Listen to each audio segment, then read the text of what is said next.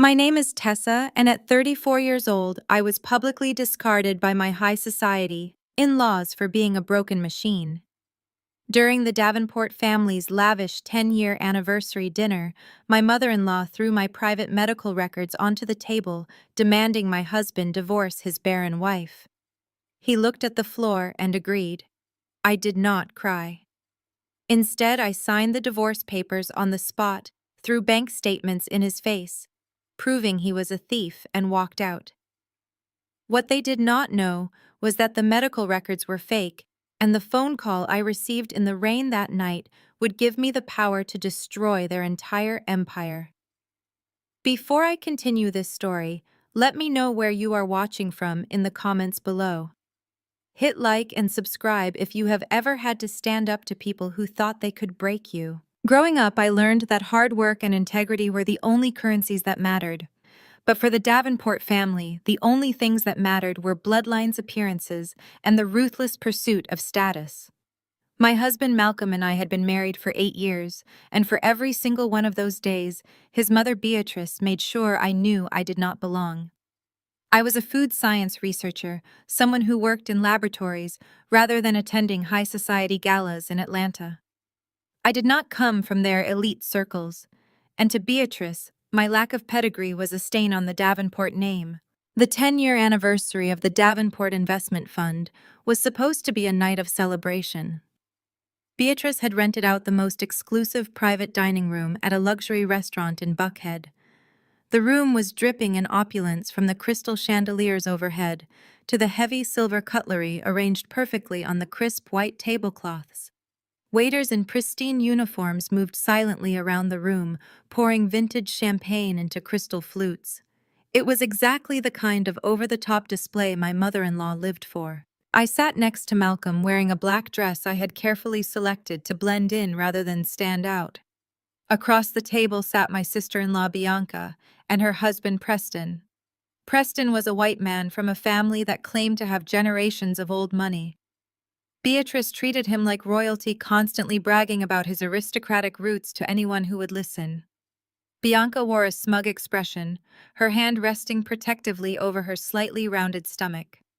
They had recently announced they were expecting their first child, a revelation that had intensified the suffocating pressure I felt every time I was in the same room as my in-laws. For years, Malcolm and I had tried to start a family.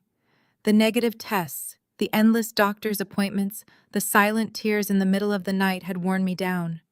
Through it all, I thought Malcolm and I were a team.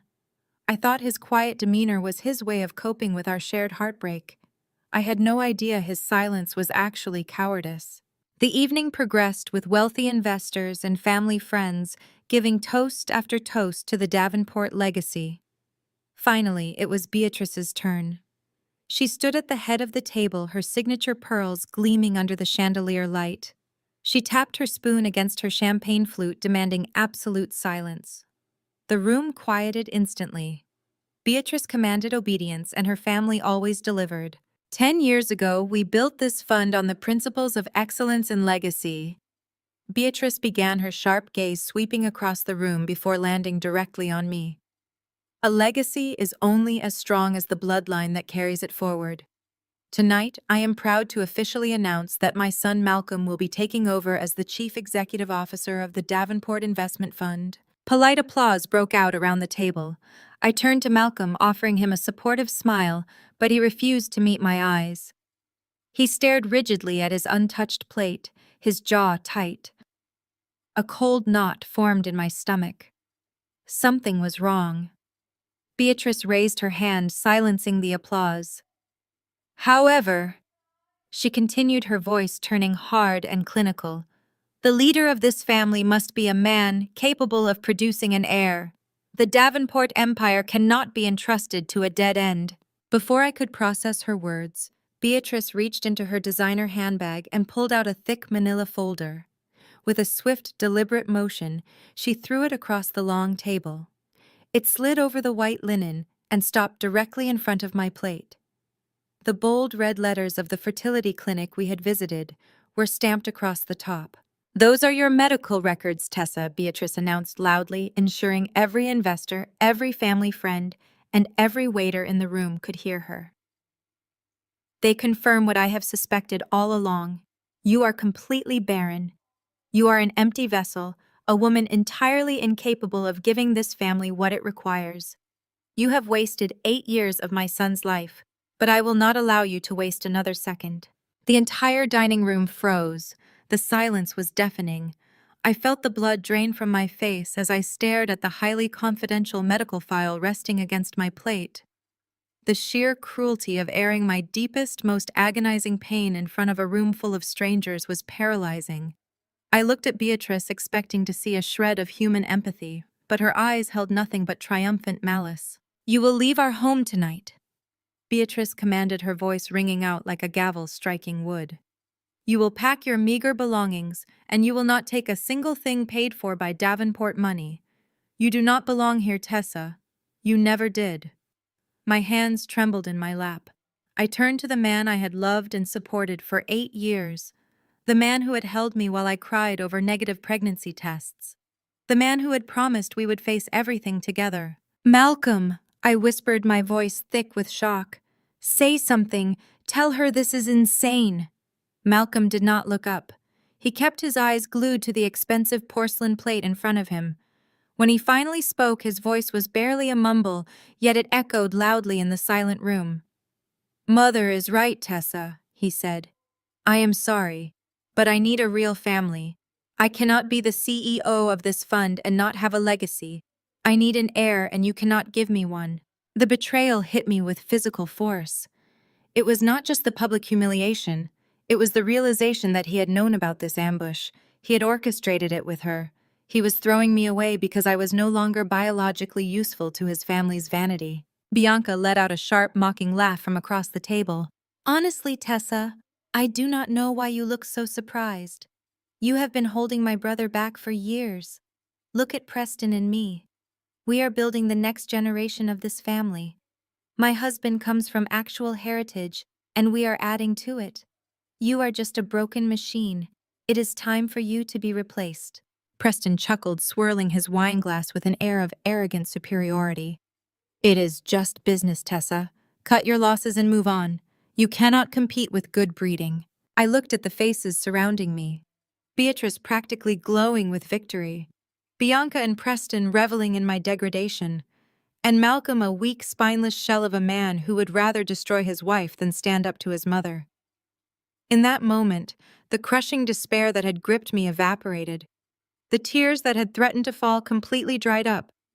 A profound, icy clarity washed over me. I was not going to let these people break me. I was not going to give them the satisfaction of my tears. Beatrice signaled to one of her lawyers who had been sitting quietly near the back of the room.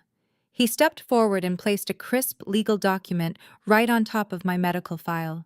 This is a divorce decree, Beatrice stated, sliding a heavy gold pen toward me. It outlines that you are leaving this marriage exactly as you entered it, penniless. Sign it now and we will avoid a drawn-out legal battle. Refuse and I will make sure my legal team buries you so deep you will not be able to afford a studio apartment in this city. I looked down at the divorce decree. They thought I would fight for a piece of their toxic empire. They thought I would beg to stay. Slowly, I reached out and picked up the gold pen. I did not hesitate. I did not read the fine print. I flipped to the last page and signed my name with sharp, deliberate strokes. I pushed the paper back toward Beatrice. She looked slightly taken aback by how quickly I complied, a frown touching the corners of her mouth. She had wanted a fight, a scene where she could further humiliate a desperate woman. Instead, I gave her nothing but compliance. There, I said, my voice steady and cold. I am officially done with this family. But before I go, Malcolm, I have something for you. I picked up my purse from the floor and opened it. I reached inside and pulled out a thick stack of bank statements I had printed out earlier that week. I had noticed discrepancies in our finances and had been investigating them quietly. Now it was time to share my findings. With a flick of my wrist, I threw the papers directly at Malcolm's face. The sheets separated in the air, raining down over his plate, his wineglass, and the pristine white tablecloth. Malcolm flinched, swatting at the papers. What is this? He demanded, finally looking at me.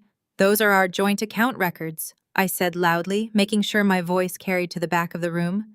The records that show you secretly withdrew $30,000 last Tuesday. I was going to ask you about it privately, but since we are doing everything in front of an audience tonight, let us discuss it. Beatrice narrowed her eyes. Malcolm, what is she talking about? I will tell you what she is talking about, Beatrice. I continued standing up from my chair. Your perfect son stole $30,000 from our shared savings to pay off a gambling syndicate. And he did not do it for himself. He did it for your precious aristocratic son-in-law.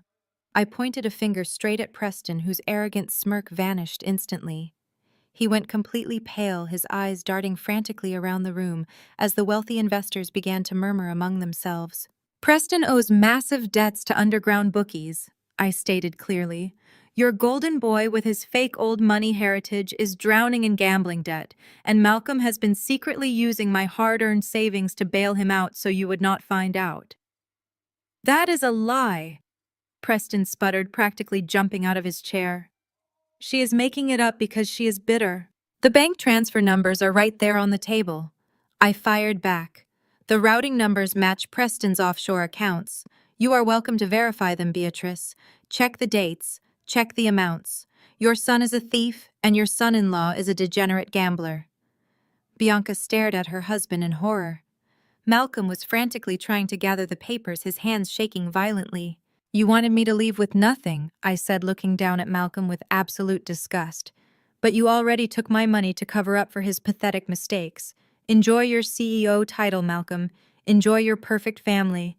I will be seeing you in court for every single cent you stole from me. I turned my back on the table, ignoring the sudden eruption of chaotic arguments breaking out among my former in-laws.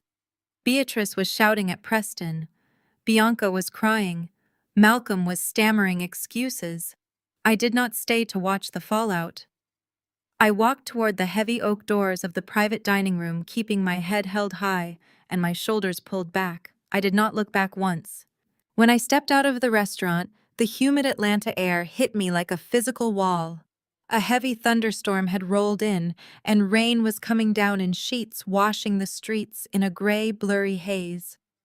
I stood under the restaurant's awning, watching the rain bounce off the pavement. I had just lost my marriage, my home, and my savings in the span of 30 minutes. I was entirely alone. But as I took a deep breath of the rain-scented air, I realized something incredible. I felt free. For the first time in 8 years, the suffocating weight of the Davenport family was gone. I reached into my pocket to call a taxi when my phone began to vibrate. I pulled it out and looked at the screen. It was an unknown number. I almost let it go to voicemail, but something compelled me to answer. "Hello," I said over the sound of the pouring rain. "Tessa," a voice asked frantically on the other end. The voice belonged to a man, and he sounded completely out of breath, as if he had been running. "Yes, this is Tessa. Who is this?" "This is Dr. Aris, from the Davenport Family Clinic." My grip on the phone tightened. The same doctor who had issued the medical file Beatrice had just thrown in my face. "What do you want?" I asked sharply. "Your clinic has already done enough damage to me tonight." "Tessa, you have to listen to me," Dr. Aris pleaded, his voice cracking with panic. "I am so sorry. I cannot carry this guilt anymore. The records your mother-in-law has, the ones saying you are infertile, they are fake. I forged them." The world around me seemed to stop. The sound of the rain faded into a dull hum. "What did you just say?" "You are perfectly healthy, Tessa. You are completely capable of having children." The doctor confessed, his words tumbling out rapidly. 8 years ago, Beatrice Davenport came to me. She paid me a massive amount of money to swap the test results. I needed the money to pay off medical school debts, and I was foolish enough to accept her bribe. I felt my knees go weak. I leaned against the brick column of the restaurant to steady myself. "If I am healthy," I whispered, the terrifying reality beginning to dawn on me. "Then who?" "It is Malcolm," Dr. Aris interrupted, confirming my unspoken question. "Malcolm is the one who is biologically sterile. He was born with a condition that makes it physically impossible for him to ever father a child. Beatrice knew this. She knew her son could never produce an heir, so she paid me to forge the documents and place all the blame entirely on you. She wanted to protect his male pride and the family image. A cold, sharp shock traveled down my spine. 8 years. 8 years of agonizing guilt. 8 years of believing my body was broken. 8 years of enduring Beatrice's emotional abuse and Malcolm's fake sympathy. They had built my entire nightmare on a lie. Malcolm was the broken one, and Beatrice had orchestrated the whole thing to protect his fragile ego while systematically destroying my sanity. "Why are you telling me this now?" I demanded, my voice trembling with rising fury. "Because Beatrice's accountant is being audited, and the bribe money I took is going to be traced back to my clinic," Dr. Aris admitted desperately. "The truth is going to leak, Tessa. The authorities are going to find out, and I'm going to lose my medical license. I wanted to tell you before it goes public. I am so sorry." The line went dead. I stood under the awning, gripping the phone so tightly my knuckles turned white. The rain continued to pour, soaking the streets of Buckhead. Inside that restaurant, Malcolm and Beatrice thought they had completely ruined my life. They thought they had discarded me without consequence. But as I stared out into the stormy night, a fierce, undeniable fire ignited in my chest. They had stolen my money, my time, and my peace of mind. They had lied to me in the most fundamental, devastating way possible. But they had made one massive, fatal mistake. They had underestimated exactly who they were dealing with. I slipped the phone back into my pocket and stepped out into the rain. Let them have their dinner. Let them fight over their gambling debts and their fake prestige. My grief was gone, entirely replaced by a singular, burning purpose. I was going to take everything from them, and I was going to enjoy every single second of it. The rain soaked through my black dress as I stood under the awning of the restaurant, but I could not feel the cold. The voice of Dr. Aris, echoing through the phone speaker, had completely paralyzed my nervous system for a fraction of a second before a wave of pure, unadulterated fury washed over me. 8 years. I had spent 8 years tracking my ovulation, taking hormone injections that made me violently ill, and crying on the bathroom floor of the Davenport mansion because I believed my body was failing the man I loved. I had endured Beatrice sneering at family holidays about my empty womb. I had watched Bianca parade her pregnancies around me like trophies. All the while, Malcolm knew. He knew he was the one born with a biological dead end, and he let his mother buy my medical trauma to protect his fragile masculine ego. I did not scream. I did not throw my phone into the wet pavement. Anger that hot does not explode, it crystallizes. I ended the call and blocked Dr. Aris from my contacts. There would be time to deal with his medical malpractice later. Right now, I had to secure the only thing of value I had left before the Davenports realized I was not just walking away to lick my wounds. I hailed a cab and gave the driver the address to my private laboratory space near Georgia Tech. Beatrice thought I spent my days tinkering with useless food science projects that yielded no social capital.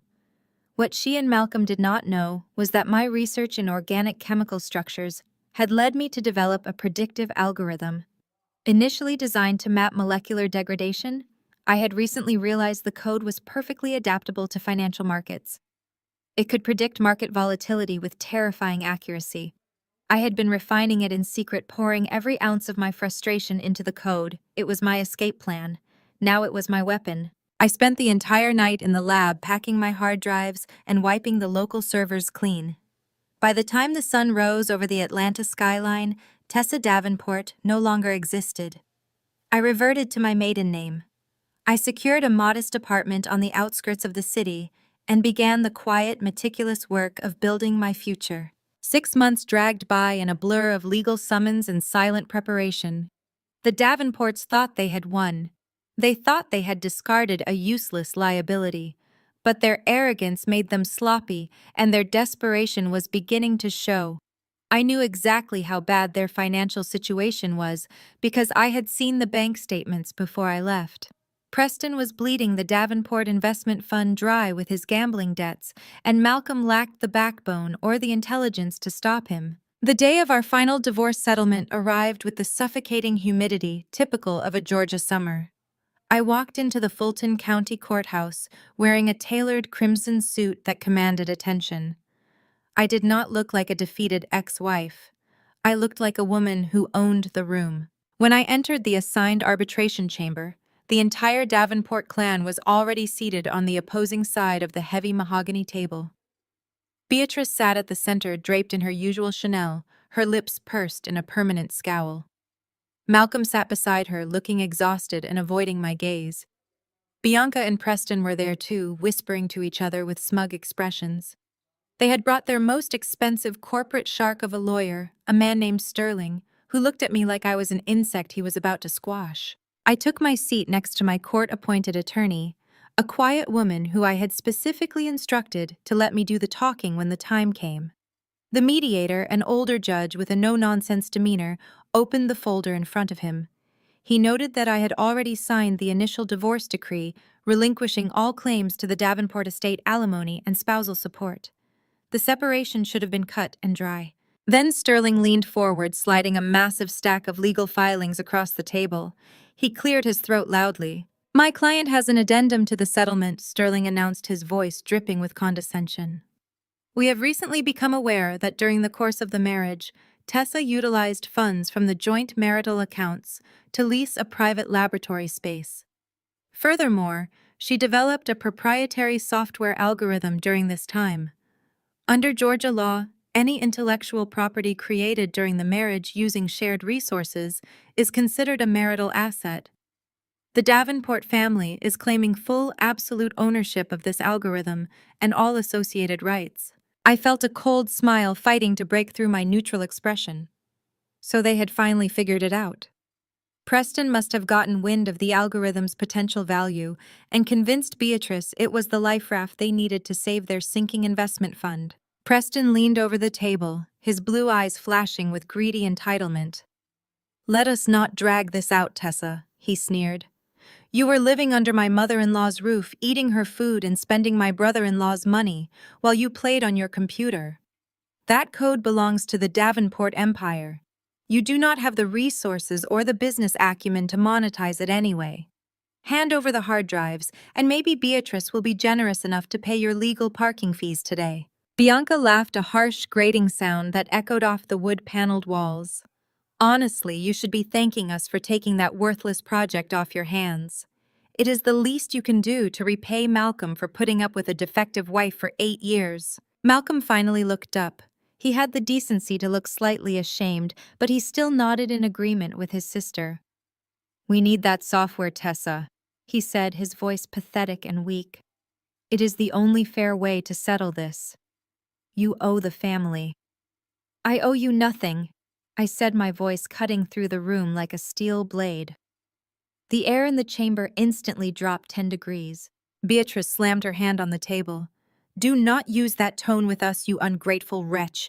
You entered this family with nothing, and you will leave with nothing. The algorithm is ours. Sign the transfer documents immediately, or we will tie you up in litigation for the next decade.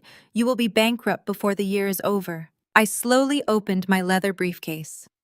I pulled out a single thin folder and slid it across the table toward the mediator. I did not look at the Davenports. I kept my eyes locked on the judge. "Your Honor," I said calmly, "the opposing counsel's motion to seize the intellectual property is completely invalid. The asset they are referring to is no longer in my possession. It is not a marital asset, nor is it subject to division because it was legally sold prior to the filing of the divorce decree." Sterling let out a loud, mocking laugh. "Nice try," he scoffed.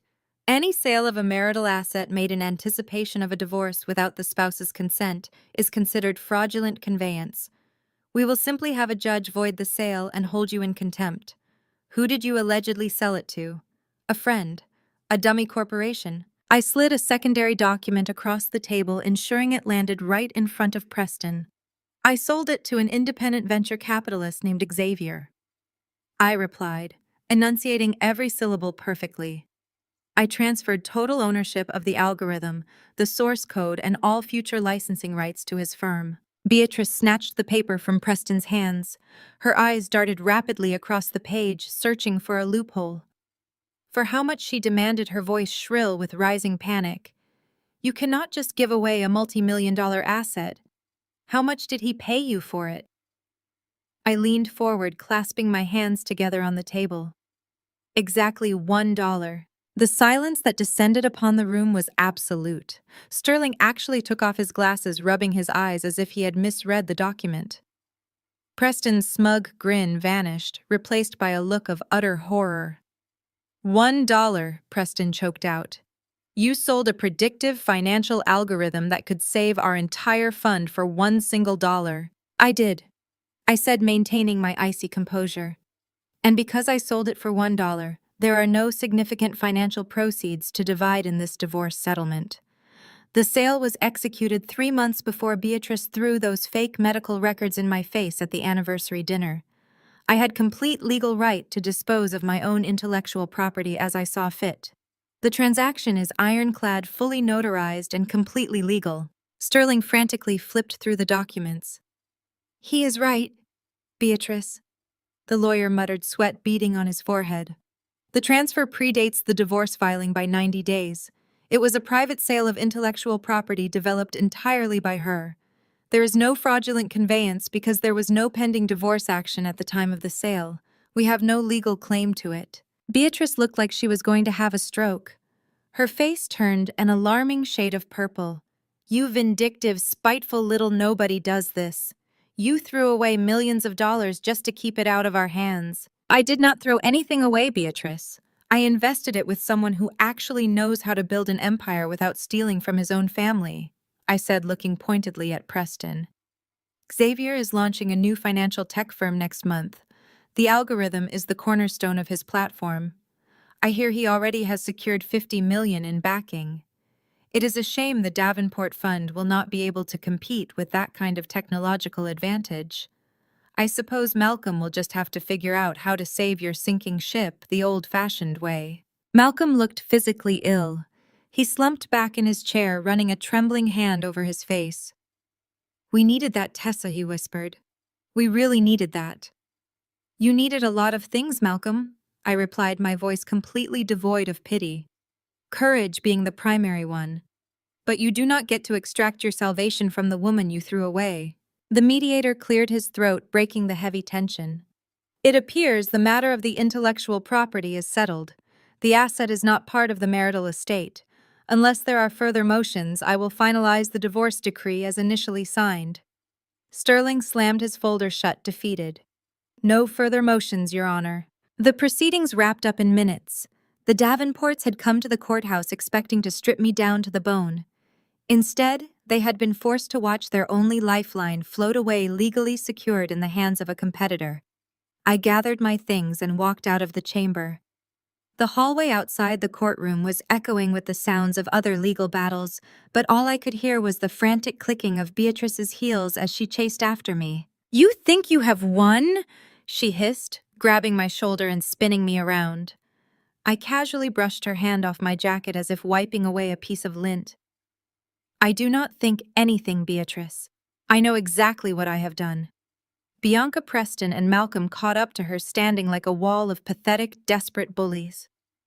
Beatrice's chest heaved with rage. Her perfectly styled hair seemed to be trembling with her fury. You sold your only asset for $1 just to spite us, Beatrice sneered, her voice echoing down the marble corridor.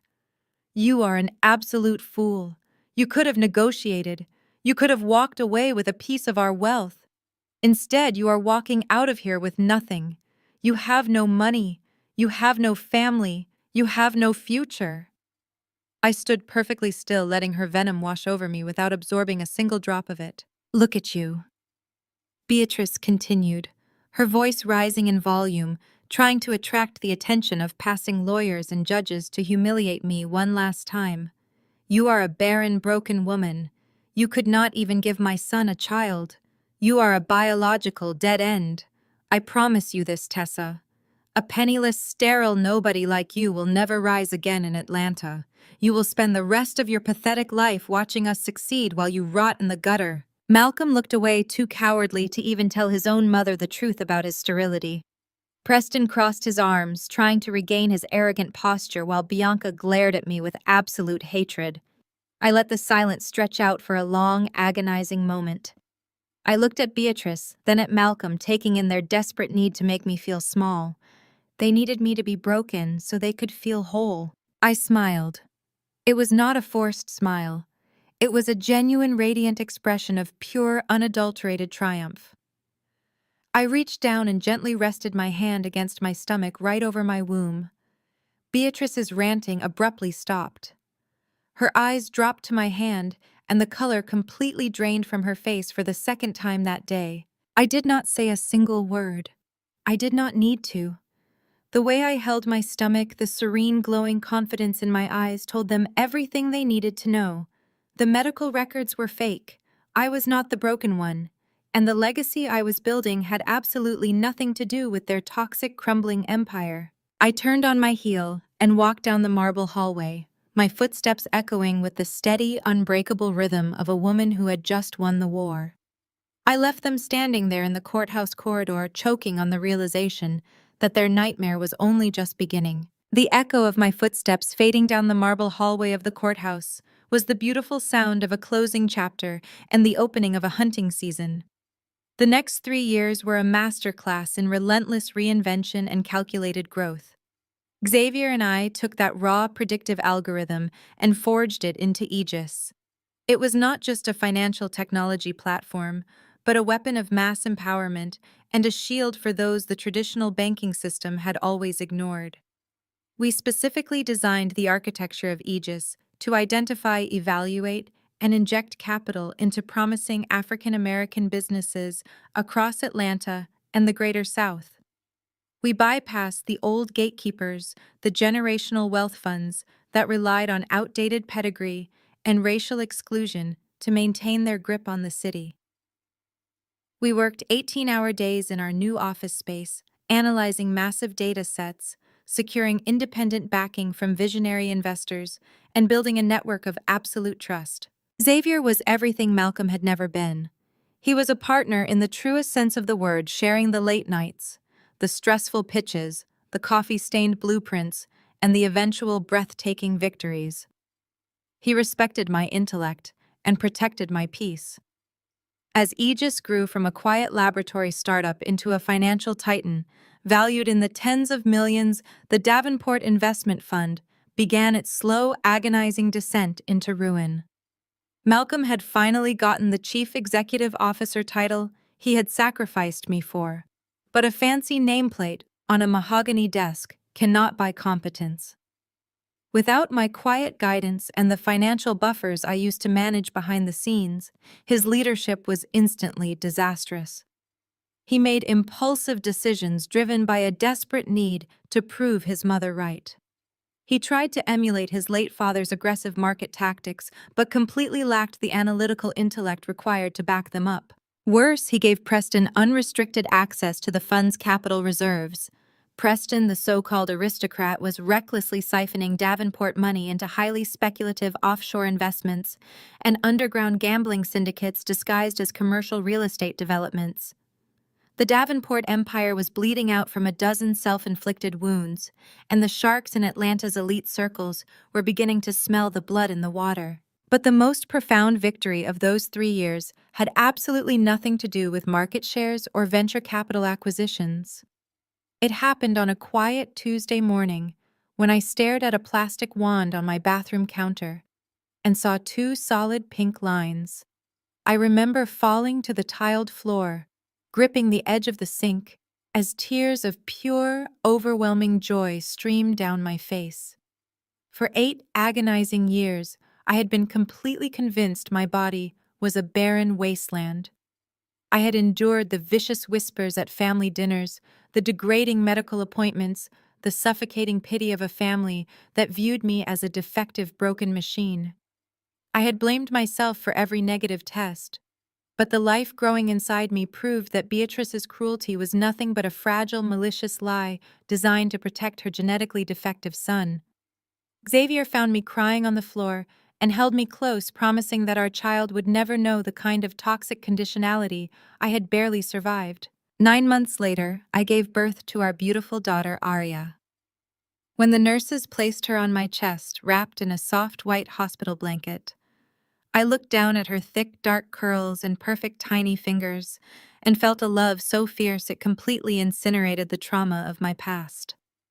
Arya was my living, breathing triumph. She was the absolute destruction of Beatrice's curse. Every time Arya laughed, every time she grabbed my finger with her tiny hand, the ghost of my former life lost another fraction of its power over me. I was a mother. I was a founder. I was whole. Meanwhile, Malcolm was sitting in a crumbling mansion, married to a legacy he could not sustain, holding on to a pride that was entirely fabricated. The desperation within the Davenport household was reaching a critical boiling point as the 3-year mark approached. I kept tabs on them through mutual acquaintances in the financial sector, observing their downfall with the clinical detachment of a scientist watching a failed experiment. Malcolm was drowning in a sea of red ink. The quarterly reports were disastrous, and their key legacy investors were threatening to pull their capital out of the fund entirely. Preston was becoming increasingly erratic, demanding more liquid cash to cover his failing ventures and threatening to leave Bianca if the family cut him off. Bianca remained willfully ignorant of the impending collapse, spending money they no longer possessed on lavish baby showers, luxury cars, and country club memberships, trying to keep up appearances. Beatrice was losing her iron grip on the high society she valued more than oxygen. The whispers at her charity luncheons were growing louder and more brazen. The elite families of Atlanta knew the Davenport Fund was on the verge of defaulting. In a state of absolute panic, Malcolm began searching the market for a lifeline. That was when he heard about Aegis. The industry rumors painted Aegis as a benevolent giant, an anonymous tech fund with massive capital reserves looking to acquire and stabilize struggling legacy portfolios. To Malcolm, it sounded like divine salvation. He did not know that the architect of this rising empire was the very woman he had discarded in a restaurant exactly 3 years ago. The financial circles were buzzing about the upcoming grand opening gala for the new Aegis headquarters in downtown Atlanta. It was the most coveted invitation in the city, a golden ticket to financial security. Malcolm knew that securing a partnership with Aegis was the only way to prevent the total collapse of the Davenport Fund. I knew from my industry contacts that he had begged Beatrice to leverage every ounce of her remaining social capital to get them through the door. He needed to meet the anonymous chief executive officer. He needed to beg for an injection of capital. Beatrice swallowed her pride and called in decades-old favors, cashing in every social debt she had left, just to secure a promise of entry to the gala. They were coming to my building desperate to kneel before a throne they did not realize I sat upon. The night of the grand opening arrived with the kind of electric energy that shifts the very atmosphere of a city. The new Aegis headquarters was a towering structure of glass and steel, a monument to modern innovation, and unyielding determination, standing proudly in the center of the financial district. Searchlights swept across the dark Atlanta sky, and a plush red carpet stretched from the sleek revolving doors out to the valet station. Inside, the main hall was transformed into a paradise of crystal lighting, modern art installations, and towering champagne pyramids. The most powerful investors, politicians, and business leaders in the South were mingling in the expansive lobby, eager to finally meet the secretive founders of Aegis. I stood in my private office on the top floor, adjusting the cuffs of my tailored white power suit. The fabric felt like armor. Xavier stood behind me, placing a gentle kiss on my shoulder before heading down to the main floor to coordinate the final stage preparations. I walked over to the massive wall of security monitors that overlooked the entire building. The high-definition screens displayed every angle of the lobby, the VIP lounges, and the entrance. My heart beat with a steady, calm rhythm. There was no anxiety left in my system, only the cold, absolute certainty of a predator waiting for the trap to snap shut. The heavy wooden door of my office clicked open, and my executive assistant stepped inside. She held an illuminated tablet in her hand, her expression a mix of professional annoyance and mild amusement. She looked up from the screen and met my eyes. "We have a situation at the main entrance," she reported, her voice crisp and clear over the quiet hum of the office. "A family claiming to be the Davenports is causing a significant disturbance at the security checkpoint." They are insisting they have a scheduled meeting with the chief executive officer, but their names are nowhere on the approved VIP guest list. They are refusing to step aside, and the matriarch is currently threatening to have our head of security fired for incompetence. I turned my attention back to the largest monitor on the wall. I zoomed in on the main lobby feed. There they were. Beatrice wearing a gown she probably could not afford anymore, her face twisted in an ugly mask of aristocratic entitlement as she berated a towering security guard. Malcolm stood beside her, looking frantic and sweaty, clutching a leather briefcase to his chest, like a life preserver. His eyes darted around the opulent lobby, taking in the sheer wealth of the company he was hoping to leech off of. Bianca and Preston were hovering behind them, looking equally indignant and desperate.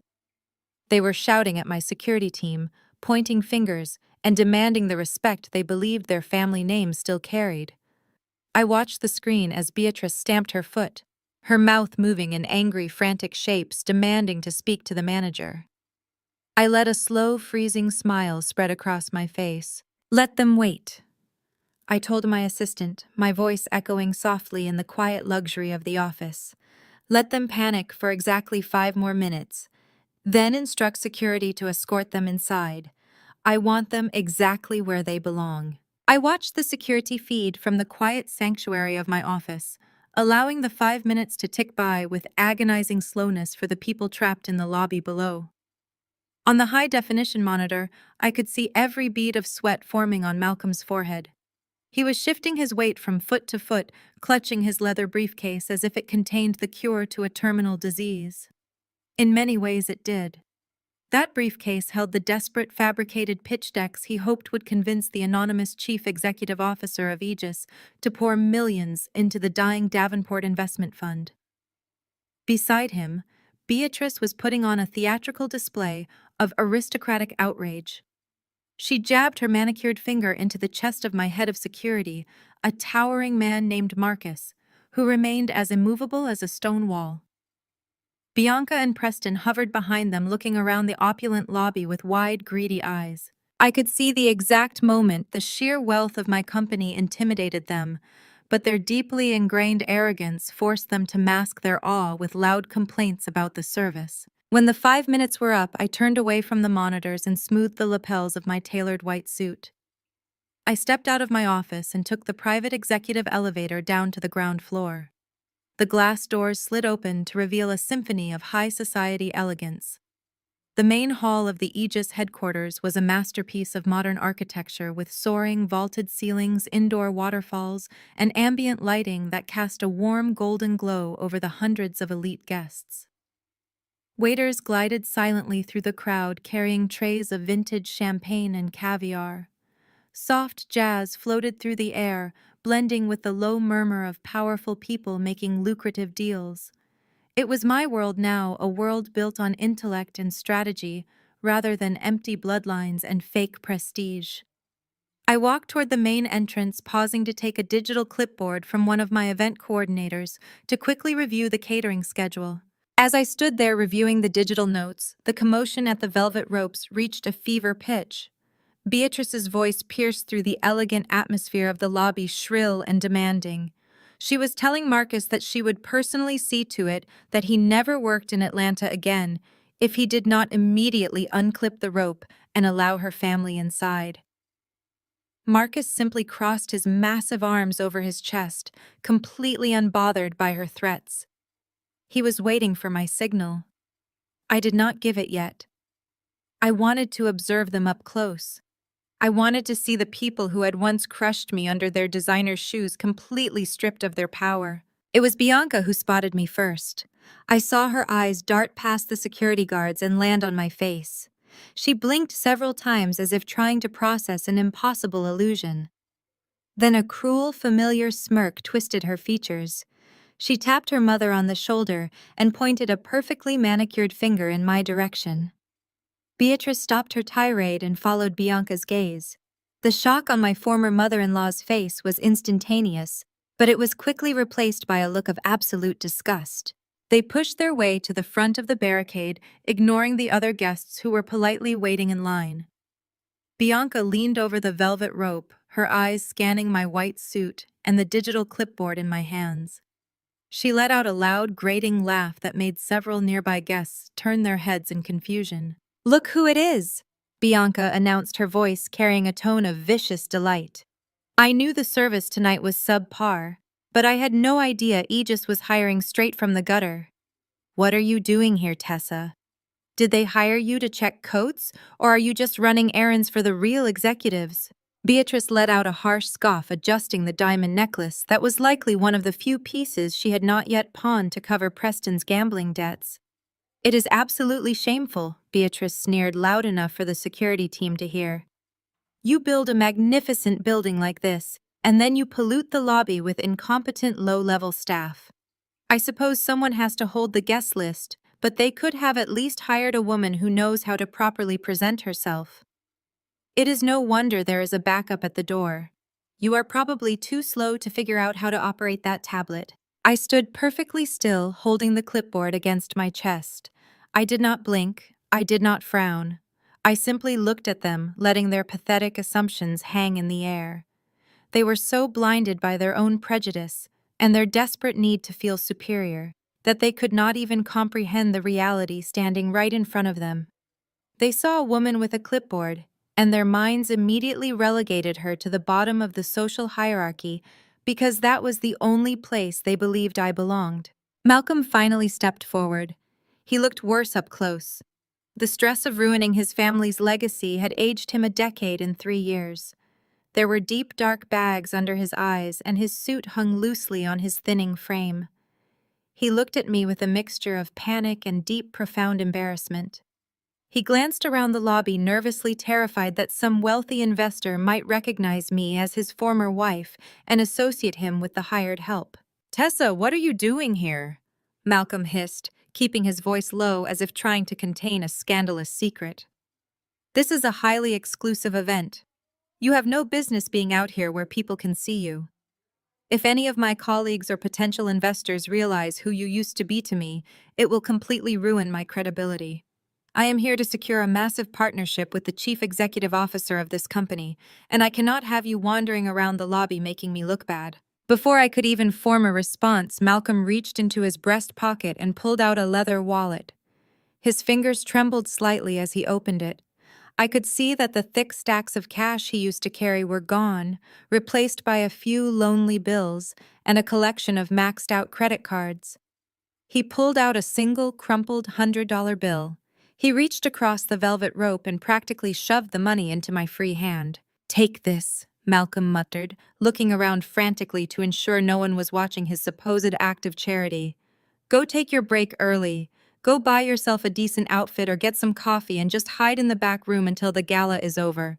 Just stay out of sight, Tessa. Please, do not ruin this night for me. I am begging you to just disappear." Preston leaned over Malcolm's shoulder, his arrogant smirk firmly in place, despite the fact that his terrible investments were the primary reason they were begging for money in the first place. "Listen to your former husband," Tessa, Preston drawled. "Take the handout. It is probably more money than you make in a week standing around holding that piece of plastic. Go find a dark corner and let the real players handle the business of the evening." I looked down at the $100 bill resting in my palm. It was worn at the edges, slightly damp from the nervous sweat of Malcolm's hands. 3 years ago, the gesture might have stung. It might have made me feel small and insignificant. But standing in the center of the empire I had built from the ground up, the money felt like nothing more than a piece of discarded trash. I did not throw the bill back in his face. I did not raise my voice or defend my position. I did not need to explain to a group of drowning fools that I owned the ocean they were desperately trying to swim in. Instead, I slowly and deliberately smoothed out the wrinkles in the $100 bill. I folded it neatly, precisely folding it in half, and then in quarters. I slid the folded bill into the front pocket of my pristine white blazer, patting it flat. I looked up and met Marcus's eyes. The massive head of security was watching the exchange with barely concealed rage. His jaw was clenched tight, and his hand was resting near his radio, ready to physically throw the entire Davenport family out onto the wet Atlanta pavement the second I gave the command. The surrounding security guards were equally tense, shifting their weight, waiting for my word. I held Marcus's gaze for a long, silent moment. Then I gave him a slow, subtle nod. "Stand down," I said, my voice carrying a quiet, absolute authority that cut through the noise of the lobby. Marcus immediately relaxed his posture. He stepped back from the barricade and unclipped the heavy brass hook of the velvet rope, letting it fall away to open the path. "Escort the Davenport family inside," I instructed the security team, my tone perfectly pleasant and completely professional. "Take them straight up to the most exclusive executive lounge on the VIP floor. They have a very important pitch to deliver tonight, and we would not want to keep them waiting." Beatrice let out a loud, triumphant sigh, instantly assuming that my command was a terrified submission to her authority. She adjusted her diamond necklace and smoothed the front of her gown, her chest puffing out with overwhelming arrogance.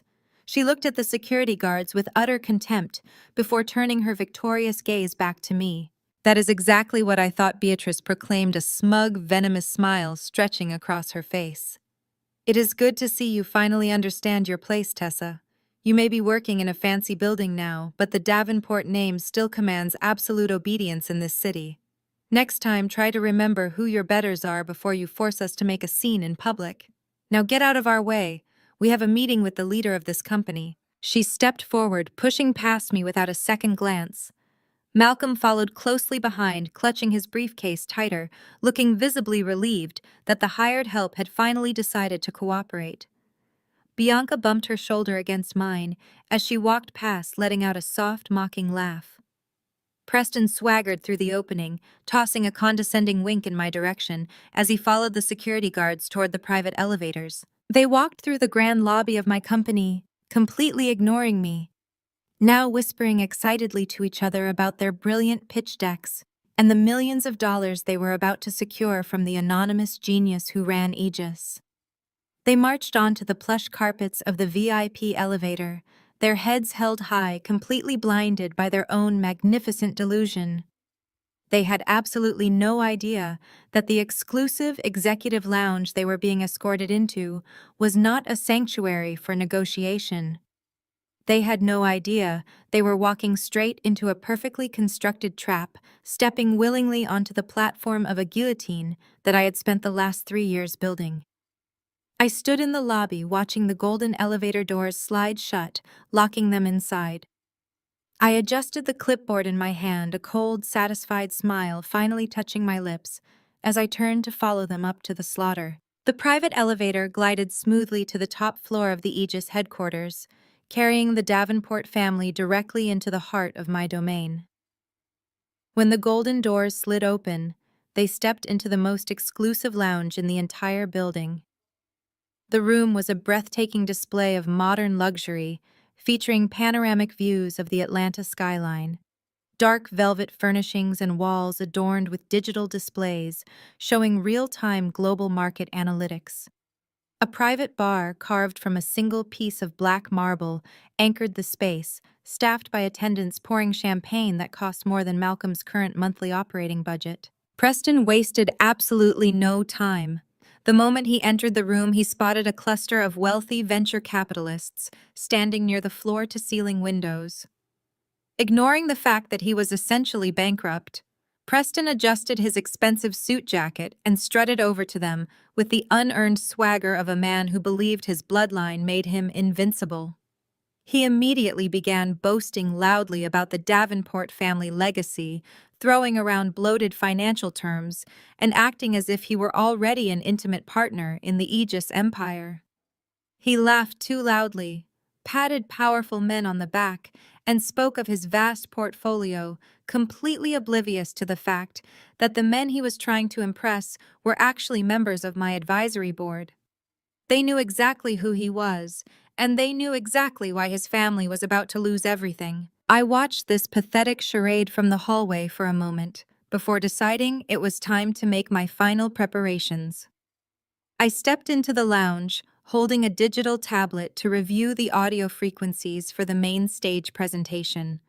My white power suit was perfectly tailored, but I had slipped a discreet communication headset over one ear to coordinate with Xavier and the event staff. To someone blinded by their own arrogance, I suppose I simply looked like a high-level event coordinator, making sure the wealthy guests were comfortable. I walked directly past Preston and his captive audience to inspect a small audio podium set up in the corner of the room. Preston caught sight of me out of the corner of his eye. Instead of showing a shred of humility or even basic human decency, he rolled his eyes dramatically. He deliberately turned his back to me, leaning in to speak to the board members. He raised his voice, making sure his cruel words carried across the quiet hum of the lounge. He complained bitterly about the terrible service in Atlanta, whining that good help was impossible to find, and that the event staff here looked like they had been dragged in from the street. He was trying to humiliate me, trying to assert his dominance over the woman his family had discarded. Bianca, who was sipping champagne nearby, laughed in agreement, loudly insulting my presence. She whispered to her mother that it was embarrassing for Aegis to hire a disgraced, penniless ex-wife to run errands at such an elite gathering. They assumed I was a servant. They assumed the absolute worst because that was the only reality their fragile egos could tolerate. I did not react. I calmly adjusted the microphone settings, tapped a confirmation code into my tablet, and walked out of the room without giving them a single glance. Their ignorance was the final nail in their coffin. An hour later, a soft chime echoed through the building, signaling that the main event was about to begin. The attendees in the lounge were ushered down a grand, sweeping staircase into the primary ballroom. The space was cavernous and spectacular, designed to intimidate and inspire. A massive stage occupied the front of the room, backed by towering digital screens displaying the sleek, minimalist logo of our company. The Davenport family moved with desperate, aggressive purpose. Beatrice elbowed her way past genuine philanthropists and respected industry leaders, determined to claim a spot at the very front of the crowd. Malcolm followed closely behind her, his face slick with nervous sweat. He was gripping his leather briefcase so tightly, his knuckles were completely white. Inside that briefcase was the pathetic, fabricated pitch deck he believed would save his family from financial ruin. He needed the anonymous tech genius behind Aegis to grant him a miracle. He stared at the empty stage, his eyes wide and hungry, waiting for his savior to appear. The lights in the grand ballroom slowly dimmed. The ambient chatter of the crowd faded into a hush of anticipation. A powerful orchestral track began to play, the music swelling with a triumphant cinematic intensity that vibrated through the floorboards. Xavier stepped out from the wings and walked to the center of the stage.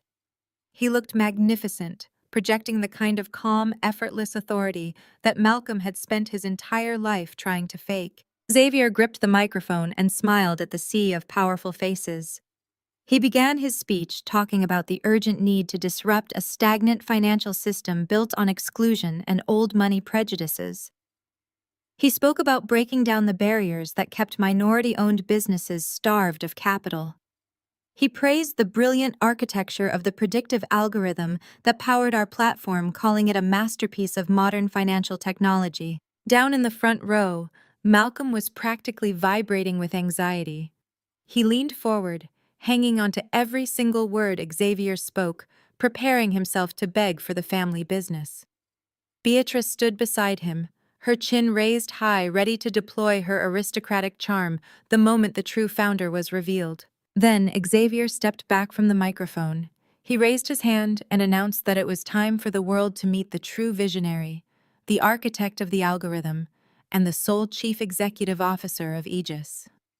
The music reached a thundering crescendo. A brilliant white spotlight snapped on, sweeping across the dark stage and landing directly on the heavy velvet curtains at the back. The curtains parted. I walked out. The stark white of my suit caught the brilliant light illuminating me against the dark backdrop. I walked to the center of the stage with slow, deliberate steps, projecting absolute, unshakable power. The room exploded. The investors, the tech leaders, the board members who had been working with me in secret for 3 years all rose to their feet. A deafening roar of applause and a standing ovation thundered through the massive ballroom, echoing off the glass walls. I looked down at the very front row. Beatrice was holding a crystal glass of red wine. Her eyes locked onto mine, and the arrogant mask she had worn for decades violently shattered. She stared at the woman she had called a broken machine, a barren waste of space, a penniless nobody. Her mouth opened, but no sound came out. All the strength left her body. Her fingers went completely limp. The crystal glass slipped from her hand and crashed onto the polished marble floor, shattering into 100 pieces. The dark red wine splashed across her expensive shoes, looking exactly like blood. Bianca physically recoiled, her jaw dropping so far open it looked painful. The smug superiority she had carried all evening evaporated, leaving behind nothing but raw terror. Preston took a stumbling step backward, looking as if all the oxygen had been vacuumed out of his lungs. And Malcolm. Malcolm was completely paralyzed. His mouth trembled. The leather briefcase containing his desperate plea for salvation slipped from his sweaty grip and hit the floor with a heavy thud. He stared up at me, his eyes wide with the horrifying realization that the anonymous genius he had come to beg from the savior of his entire crumbling empire was the very woman he had thrown away to please his mother. I did not blink. I did not offer them a single ounce of recognition or pity. I turned my gaze out to the cheering crowd. I grasped the edges of the podium and leaned into the microphone. My voice rang out clear and cold, silencing the applause, as I officially welcomed the world to the new era of the Aegis Investment Fund. Every word I spoke about building a future based on merit and integrity was a deliberate, calculated strike against the corrupt legacy the Davenports represented. I outlined our mission, our capital reserves, and our unwavering commitment to destroying outdated financial gatekeepers. As I finished my closing remarks, the room erupted into cheers once again. Camera flashes strobed blindly across the stage, documenting the birth of a new financial titan. Down on the floor, the reality of his total destruction finally broke through Malcolm's paralysis. He realized that the doors to high society were slamming shut in his face, and the only person holding the keys was standing above him. Panic entirely consumed his humiliation. He abandoned his mother and shoved his sister aside. He violently pushed his way through the crowd of wealthy investors, knocking a media photographer out of his path. He scrambled to the very edge of the stage, pressing himself against the security barricade. The media cameras immediately pivoted, sensing the sudden, desperate commotion. Seeing the lenses focusing on him, Malcolm's demeanor shifted with sickening speed. He dropped heavily to his knees, gripping the metal barricade with white knuckles. He looked up at me, his face contorted in a mask of manufactured agony. He shouted my name over the roar of the crowd, letting out a ragged, pathetic sob. He began pleading for forgiveness, loudly declaring his undying love and begging his beautiful, brilliant wife to take him back, hoping to use the flashing cameras to trap me in a corner of public sympathy. The flashing cameras illuminated Malcolm as he knelt against the cold metal barricade, his face slick with a desperate manufactured sweat. The sheer force of his panic had completely overridden any lingering shred of his aristocratic pride. He realized with horrifying clarity that the woman he had discarded like trash was now holding the absolute power to either save his crumbling family legacy or let it drown in a sea of public bankruptcy. He knew he had only seconds to control the narrative before the hundreds of powerful investors and journalists in the room realized the true nature of our history. Malcolm lunged forward, leaning over the barricade, and violently snatched a microphone from the hands of a startled financial reporter who was standing in the front row. The sudden movement caused a sharp, piercing whine of audio feedback to echo through the massive ballroom, forcing several guests to cover their ears. Malcolm ignored the screeching audio and gripped the microphone with both hands, raising it to his mouth. His voice boomed across the cavernous space, echoing off the glass walls and silencing the murmurs of the crowd. "Tessa!" he shouted, his voice dripping with a pathetic, trembling theatricality. "Tessa, please, you have to listen to me." He pulled himself up slightly, leaning heavily against the barricade, casting his eyes downward to project an image of profound remorse. The entire ballroom fell into a stunned, breathless silence. The elite members of Atlanta society, the venture capitalists, and the media all watched in absolute fascination as the heir to the Davenport fortune publicly begged the anonymous chief executive officer of Aegis. "We were a team once." Tessa Malcolm pleaded his words carefully, chosen to manipulate the audience. He was weaponizing the media, hoping to trap me in a corner of public sympathy. "We built a beautiful life together for 8 years. I know our separation was painful. I know the divorce was a tragic, terrible misunderstanding born from the immense crushing pressure of our industry. But I have never stopped thinking about you. I have never stopped caring for you." I stood perfectly still at the center of the grand stage, looking down at the man I had once promised to spend my life with. The sheer audacity of his lies was almost breathtaking. A tragic misunderstanding. He was casually reframing a coordinated public humiliation and a relentless campaign of emotional abuse as a simple failure of communication. He was relying on the societal expectation that a successful woman should be nurturing, forgiving, and eager to repair a broken home. "You have built something truly magnificent here," Tessa Malcolm continued, his voice rising with a desperate pleading cadence. "You have proven your brilliance to the entire world. But you do not have to do this alone anymore. The Davenport family has always recognized your potential. Our doors have always remained open for your return. We can unite our visions. We can bring the Davenport Investment Fund and Aegis together to create an unstoppable financial partnership. Please, Tessa, let us heal the past. Let us merge our empires and move forward as the family we were always meant to be." He lowered the microphone, looking up at me with wide, pleading eyes. He had played the role of the remorseful, loving ex-husband to absolute perfection. A low murmur rippled through the crowd of investors. Some nodded in approval, clearly moved by his public display of vulnerability. They did not know the monster that lurked beneath his tailored suit. They did not know about the forged medical records, the stolen money, or the vicious cruelty of his mother. To them, this was a beautiful opportunity for a corporate merger wrapped in a romantic reconciliation. I looked past Malcolm and saw Beatrice standing a few feet away. Her chest was heaving, her face a mask of shock and furious calculation. She was horrified that her son was kneeling before a woman she considered to be a peasant. But she was also desperate enough to realize that his pathetic display was their only chance at survival. Preston and Bianca stood frozen, watching the scene unfold with terrified wide eyes. I did not raise my voice. I did not scream at him or call him a liar. I simply stared at him, letting the heavy, suffocating silence stretch out.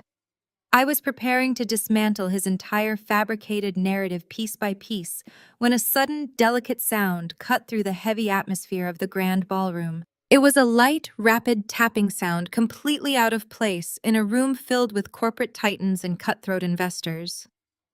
It was the unmistakable rhythmic patter of small shoes running across the polished mahogany floor of the backstage area.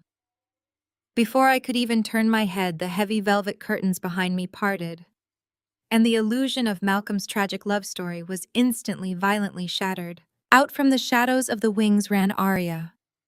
My beautiful 3-year-old daughter stepped into the blinding glare of the stage lights. She was wearing a delicate blush pink dress with a ruffled tulle skirt and tiny white patent leather shoes. Her thick dark curls bounced around her face, framing eyes that were a perfect, brilliant reflection of Xavier's intelligence and warmth. She was completely oblivious to the hundreds of powerful strangers staring up at the stage. She did not care about the flashing cameras, the tense silence, or the high-stakes corporate drama unfolding in the room. She only saw me. Mommy, Arya shouted, her high, sweet voice ringing out clearly across the stage and carrying through the nearest microphone. She ran across the polished floor, her little arms outstretched, her face lit up with an innocent, radiant joy. She crashed into my legs, wrapping her small arms tightly around my knees, burying her face in the crisp white fabric of my trousers. I immediately dropped my professional posture. I knelt down on the stage, completely ignoring the fact that I was in front of the most powerful financial leaders in the country. I wrapped my arms around her tiny body, pressing a kiss to her soft curls and inhaling the sweet, familiar scent of lavender and baby shampoo. "I got you, my sweet girl. I whispered, gently rubbing her back. A collective synchronized gasp rippled through the massive ballroom. The flashing of the camera lenses escalated into a blinding, frenzied storm. The media realized instantly that the narrative had just fundamentally shifted. Malcolm was still kneeling at the barricade, the borrowed microphone dangling loosely from his hand. His mouth hung open in an expression of absolute paralyzed confusion. He stared at the little girl clinging to my legs, his brain completely unable to process the biological impossibility of what he was witnessing.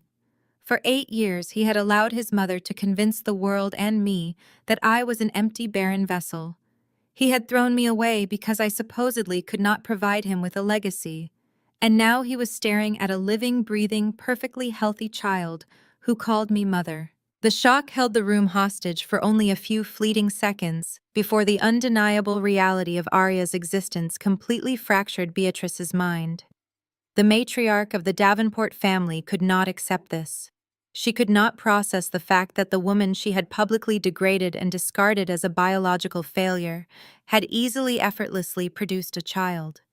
Her entire reality, her lifelong superiority complex, was unraveling in real time. Beatrice let out a guttural, unhinged scream that echoed terribly through the elegant room.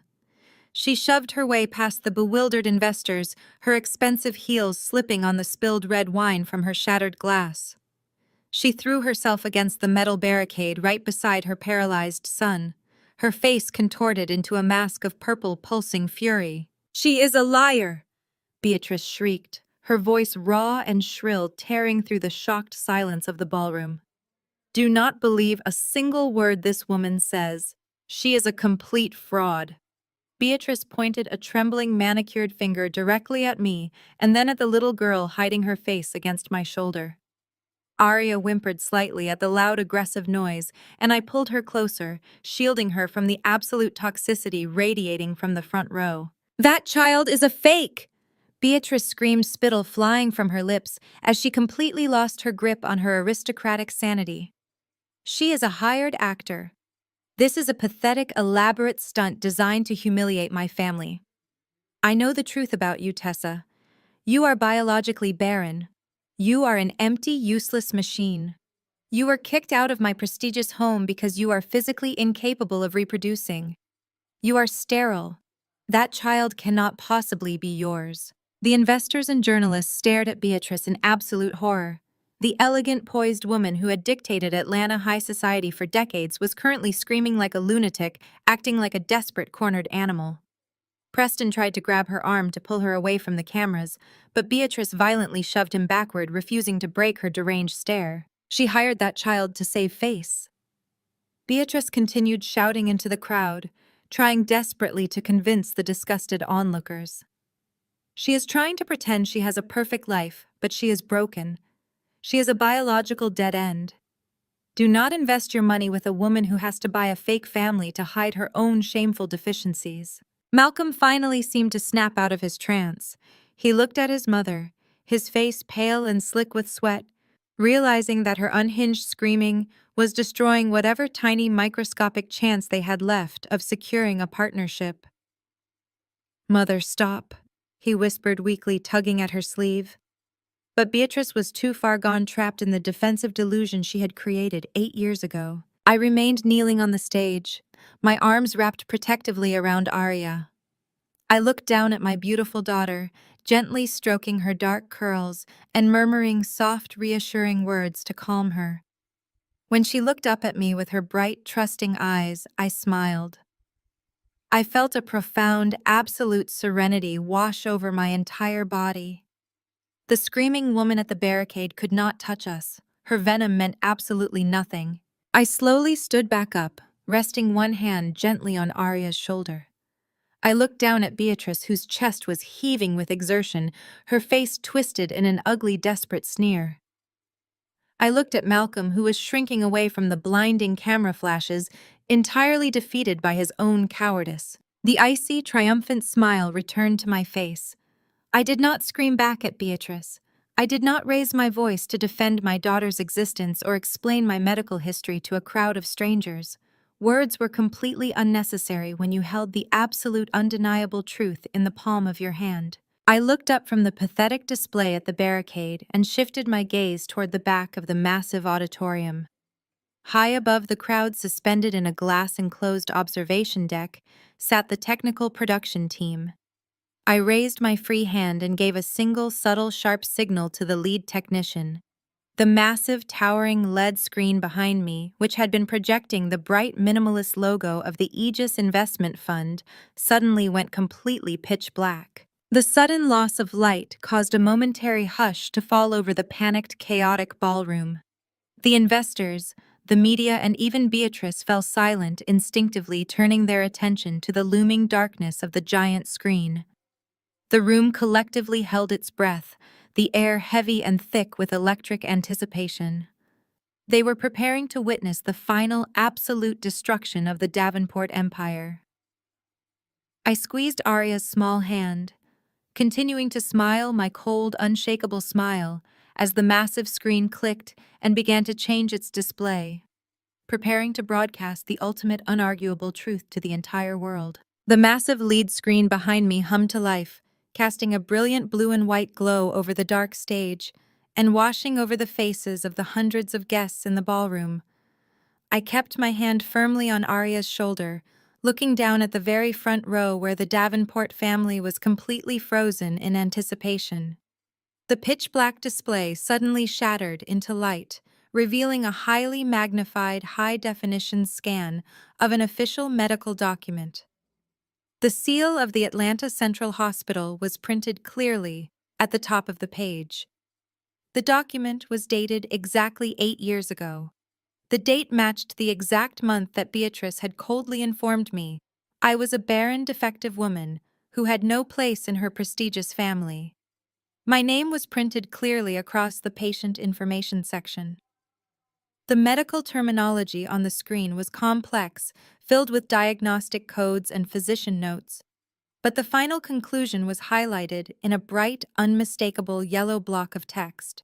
The words were blown up so large that even the people standing at the very back of the ballroom could read them perfectly. The report stated unequivocally that my reproductive system was perfectly healthy. It confirmed that my hormone levels were optimal and that there was absolutely no biological or genetic reason I could not naturally conceive and bear children. A wave of confused murmurs rippled through the audience. The powerful investors and tech magnates whispered to each other, trying to understand why the chief executive officer of Aegis was projecting her personal medical records during a massive corporate launch. But the people in the front row, the old money families of Atlanta, who knew the Davenport history, knew exactly what this meant. Beatrice let out a strange, strangled gasp. Her manicured hands flew to her throat. She stared up at the bright screen, her eyes wide with unadulterated panic. She knew what was coming next. Before anyone could even fully process the implications of the first document, I raised my hand and gave another subtle signal to the production booth. The screen flickered and the medical certificate was instantly replaced by a different kind of document. This time, it was a certified bank statement retrieved from a highly secure offshore account. The sender on the wire transfer was listed clearly as the Davenport Family Legacy Trust, with Beatrice Davenport named as the sole authorizing signatory. The recipient of the transfer was Dr. Arthur Pendleton. He was the so-called trusted family physician, the highly respected medical professional who had sat across from me in a sterile office 8 years ago and delivered the devastating fake diagnosis that ruined my life. The amount of the wire transfer was printed in bold black ink. $250,000. The transaction had been completed just 3 days before my supposed medical results were delivered to the family. The memo line on the transfer simply read for medical discretion. The quiet murmurs in the ballroom instantly escalated into a roar of collective shock and disgusted realization. Camera shutters fired like rapid machine guns. Financial journalists were frantically typing the details into their phones, realizing they had just stumbled onto the biggest scandal in the history of Southern high society. The elite families of Atlanta, The very people Beatrice had spent her entire life trying to impress and manipulate were now staring at her as if she were a literal monster. The evidence was completely irrefutable. Beatrice Davenport had paid a doctor $250,000 to falsify my medical records. She had paid to convince me that I was a broken, useless woman. She had orchestrated a horrific psychological trauma just so she could justify throwing me out of her family and finding a more suitable aristocratic wife for her son.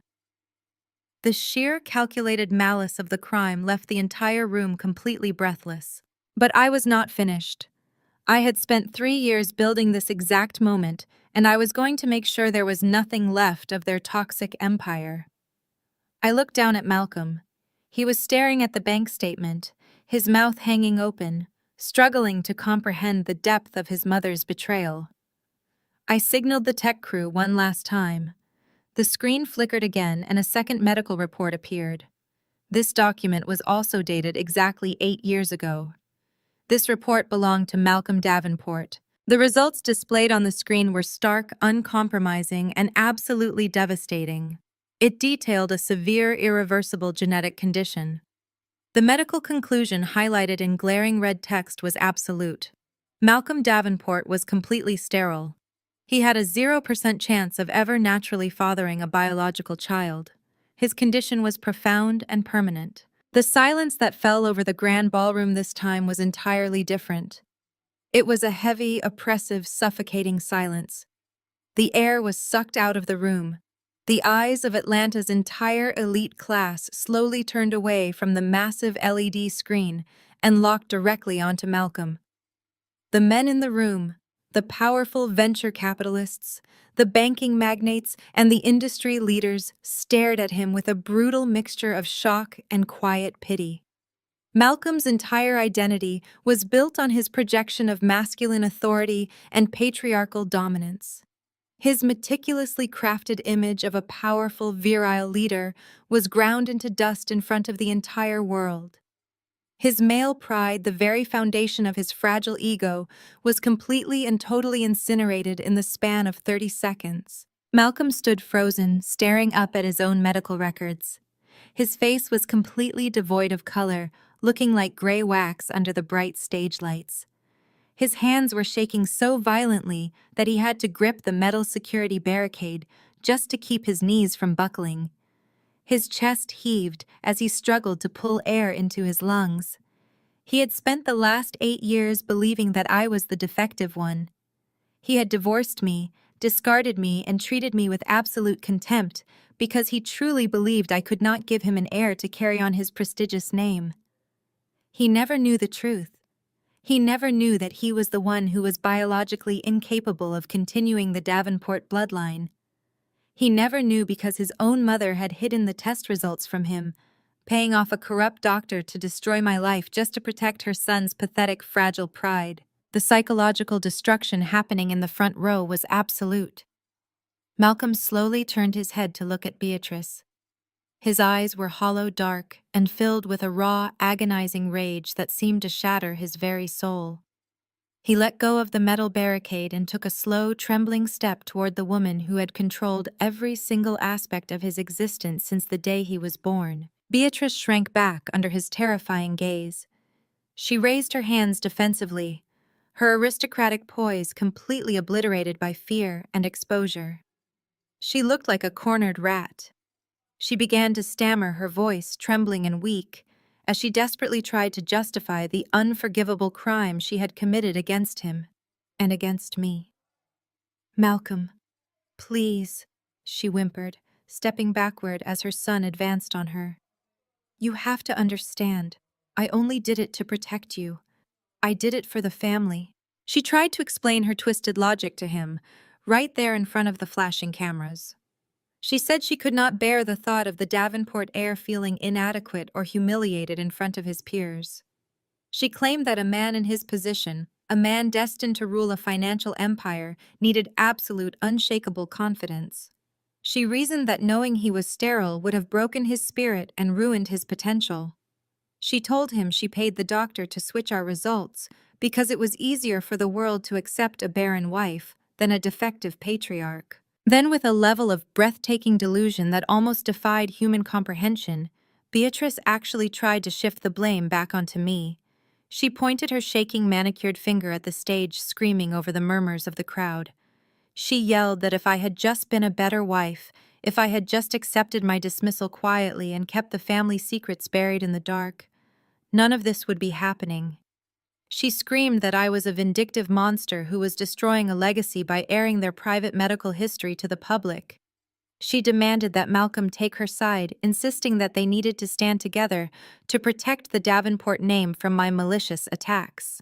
But Malcolm did not care about her twisted logic or her desperate pleas for family unity. The realization that his mother had deliberately robbed him of his marriage, his happiness, and his entire future completely snapped his mind. The illusion of the perfect Davenport family crumbled into ash. He lunged forward, ignoring the gasps of the surrounding investors. He grabbed Beatrice by the shoulders, shaking her violently. His voice tore through the ballroom, raw and agonizing. "You ruined me!" he screamed right into her face, spittle flying from his lips. "You destroyed my life. You made me throw away the only woman who ever truly loved me. You made me hate her for something she never did."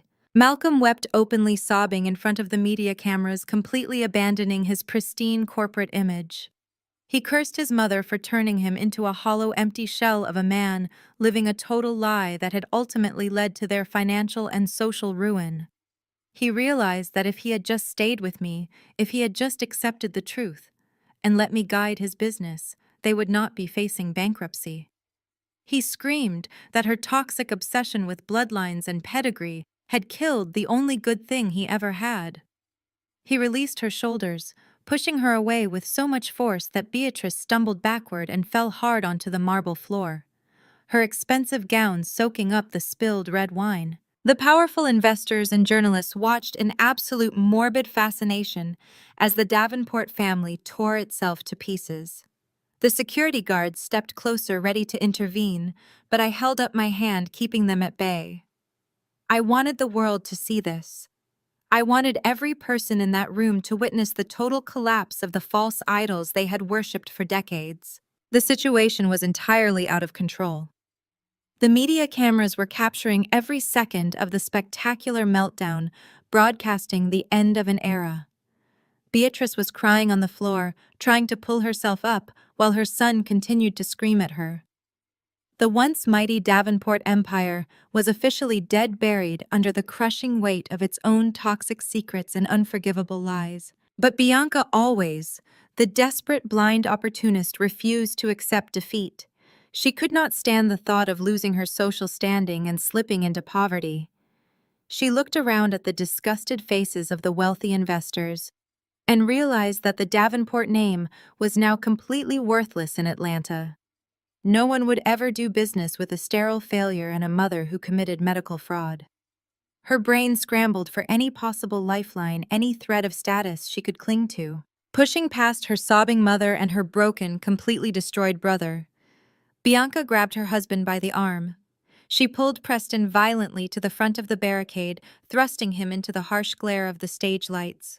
She raised her chin, trying to project a defiant, arrogant energy that was completely unearned and entirely pathetic given the circumstances. She shouted over the commotion, her voice shrill and panicked, demanding the attention of the media. She bragged loudly to the surrounding elite that the Davenports were not finished yet. She proudly declared that at least the family lineage still had her beautiful son carrying their bloodline into the future. She pointed at Preston, boasting to the room that they still had the massive, endless financial backing of his incredibly wealthy white family. She screamed at me, her face red with exertion, declaring that Preston's massive trust fund and his powerful aristocratic connections would single-handedly rebuild their empire. She promised the cameras that her husband's family money would crush my little tech company into the ground and restore the Davenports to their rightful place at the top of the social hierarchy. She clung to Preston's arm, waiting for him to support her desperate claims, completely unaware that the ground beneath her feet was already gone. Bianca clung to Preston's arm, her voice a shrill, desperate shriek that bounced off the glass walls of the massive ballroom. She was screaming about his massive trust fund and his powerful aristocratic connections, promising anyone who would listen that his wealthy white family would crush my company and restore the Davenports to their rightful place at the top of Atlanta society.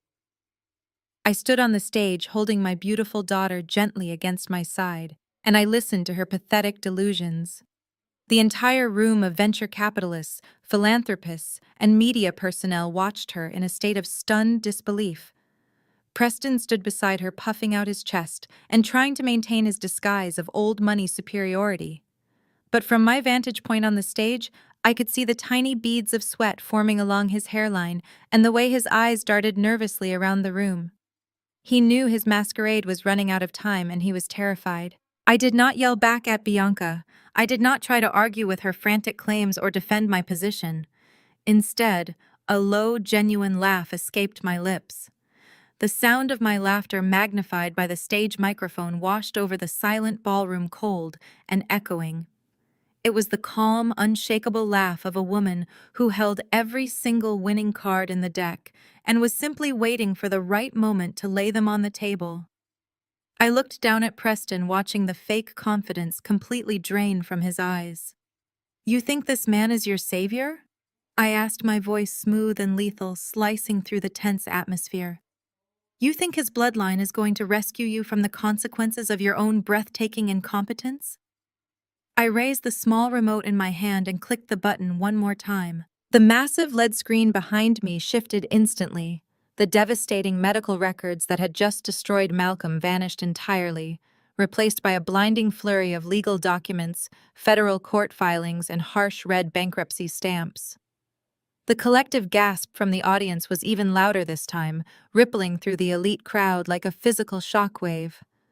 Projected on the screen in 50-foot letters was the absolute, undeniable destruction of Preston's fabricated identity. The documents proved beyond a shadow of a doubt that his supposedly untouchable old money dynasty had filed for Chapter 7 bankruptcy exactly 10 years ago. His family had lost absolutely everything. The sprawling estates, the liquid assets, the generational trust funds had all been seized and liquidated by federal banks. They were entirely penniless, living on the ghost of a reputation that no longer existed. Preston was not a wealthy aristocrat coming to elevate the Davenport name. He was a professional con artist, a highly skilled parasite wearing the hollow disguise of white nobility to prey on desperate status-obsessed fools exactly like Beatrice and Bianca. I watched Preston's face turn the color of wet ash. The arrogant swagger he had paraded around my lobby just an hour ago evaporated, leaving behind nothing but a terrified, desperate grifter who had finally been caught in the light. The whispers in the ballroom grew into a loud, chaotic murmur as the wealthiest people in the South realized they were standing in the same room as a notorious fraud. But I was not finished tearing him apart. The destruction of his social standing was only the beginning of my vengeance. I clicked the remote again. The screen transitioned smoothly from bankruptcy filings to a series of highly classified bank statements and international wire transfer logs. I had spent months using my algorithm to track these digital footprints, completely dismantling the complex financial maze Preston thought he had so cleverly constructed. I spoke into the microphone, my voice ringing with clinical precision as I explained the depth of his betrayal. I told Beatrice to look closely at the screen. I told her to look at the man she had welcomed into her home, the man she had trusted implicitly over her own family simply because he possessed the right pedigree and the right skin color. The bank logs showed a relentless, devastating series of wire transfers moving millions of dollars directly from the Davenport family legacy fund into offshore shell companies located in Cyprus and the Cayman Islands. Every single one of those anonymous shell companies traced directly back to Preston. He had brilliantly exploited Beatrice's blind trust and her absolute desperation to maintain her position in high society.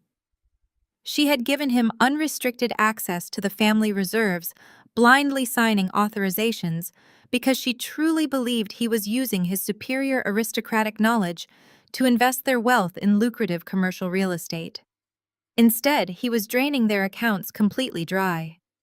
He was not building a future for the Davenports. He was using their generational wealth to pay off his own massive, dangerous debts to underground gambling syndicates.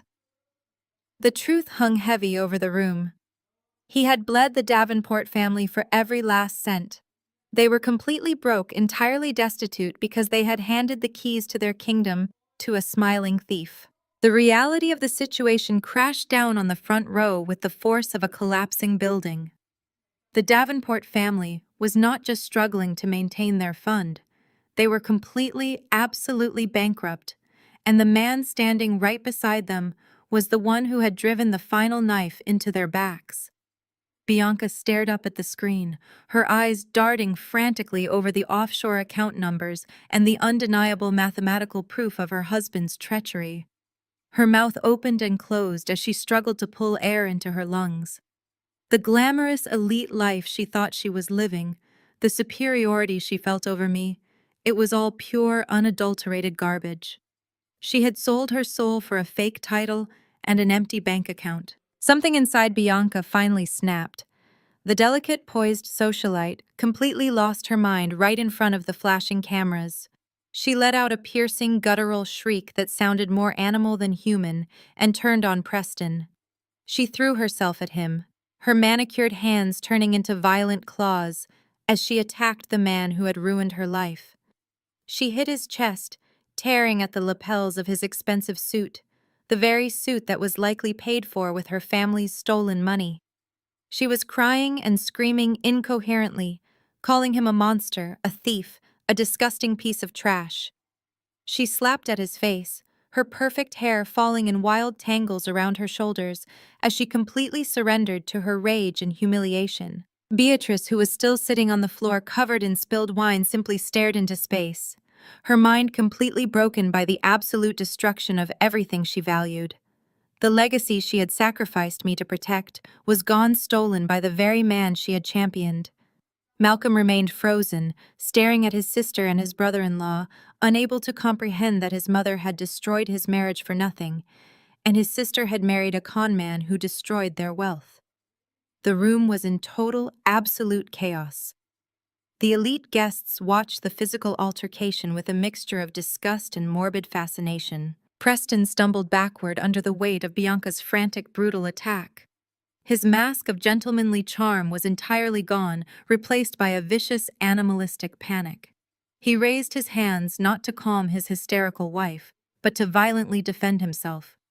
With a harsh, brutal movement, Preston shoved Bianca away from him. He pushed her with so much forceful aggression that she flew backward, her high heels slipping on the polished floor. She crashed hard onto the ground, landing right next to her catatonic mother, a tangled, weeping mess of ruined silk and shattered vanity. Preston did not even look back to see if she was hurt. He did not care about the woman he had married or the family he had destroyed.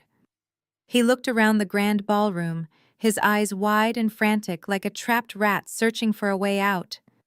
He saw the faces of the angry venture capitalists and the media recording his every desperate move. He knew that his grift was over. He knew that the money was gone, and the dangerous underground syndicates he owed would not be forgiving when they realized his wealthy cash cow was dead. Pure survival instinct took over his body. Preston turned away from the shattered remains of the Davenport family and bolted. He shoved his way past a bewildered cameraman, ignoring the angry shouts of the crowd as he sprinted down the center aisle of the ballroom. He was making a desperate, frantic run for the grand glass doors of the lobby, trying to put as much distance between himself and the screen, displaying his crimes as possible. I stood on the stage, holding Arya safely against my side, and watched him flee with a cold, unbothered calm. I did not ask my security team to stop him. I just watched him run, watching his expensive leather shoes slip slightly on the polished floor as he scrambled toward the exit like a coward. He thought he could escape into the dark Atlanta night. He thought he could slip away, hide in the shadows, and eventually find another wealthy, vulnerable family to drain. He truly believed he was smart enough to outrun the consequences of his actions. But my vengeance was a perfectly orchestrated symphony, and every single note had been written months in advance. I knew exactly where he would run, and I knew exactly who would be waiting for him when he got there. Preston reached the edge of the lobby, his breathing ragged and heavy, his hands extended to push open the heavy glass doors to freedom, his eyes fixed on the empty street outside. But just as his fingers brushed the cold glass, the piercing, deafening wail of multiple police sirens shattered the air outside the building. The sound was sudden and overwhelming, echoing violently off the surrounding skyscrapers and cutting through the chaotic noise of the ballroom. Tires screeched violently on the wet pavement outside the main entrance. Blinding flashes of red and blue lights illuminated the darkness, strobing intensely through the glass doors and casting long, terrifying shadows across Preston's pale, sweating face. He froze, completely paralyzed by the flashing lights of his own sudden demise, his hands still resting against the glass. The heavy doors were suddenly yanked open from the outside with incredible force. A fleet of police cars had formed a solid barricade across the street, blocking any possible route of escape. A team of stern-faced economic crime detectives wearing dark jackets and tactical vests stormed into the lobby. The lead detective held a federal arrest warrant firmly in his hand, stepping directly into Preston's path and entirely blocking his only way out of the nightmare I had created for him. The lead detective did not even blink as Preston tried to feint to the left, attempting a desperate escape toward the revolving doors. Two massive officers in heavy tactical gear lunged forward, slamming the fake aristocrat violently against the polished marble wall of the lobby. The sickening thud echoed all the way into the silent ballroom. Preston's expensive, custom-tailored suit jacket tore at the shoulder seam as the officers ruthlessly wrenched his arms behind his back. The sharp metallic click of the heavy steel handcuffs, snapping shut, sounded like a gunshot in the quiet room. For a brief second, Preston struggled against the grip of the detectives, his chest heaving as he stared out at the flashing red and blue lights reflecting off the glass doors. Then something inside him shifted. He did not hang his head in shame. He did not cry or beg for mercy the way a normal man would. Instead, the sophisticated, refined gentleman completely vanished into thin air. His fake, mid-Atlantic accent dropped instantly, replaced by a harsh, grating street sneer. He threw his head back against the marble wall and began to laugh. It was a loud, maniacal, unhinged sound that made the hair on the back of my neck stand up. He looked past the officers right into the ballroom, locking eyes with the front row where Beatrice and Malcolm were trembling in shock. "You stupid, pathetic fools!" Preston screamed, his voice echoing fiercely through the massive space. "You practically handed me the vault codes on a silver platter. You were so obsessed with my skin color and my fake pedigree that you never even bothered to run a basic financial background check. You wanted a white aristocrat to elevate your precious bloodline so badly that you let me bleed your entire legacy completely dry. You bought the illusion without a single question because you are nothing but desperate, gullible garbage trying to play dress-up." Bianca was still crumpled on the floor, her silk gown ruined by the spilled wine and the dirt of the hardwood.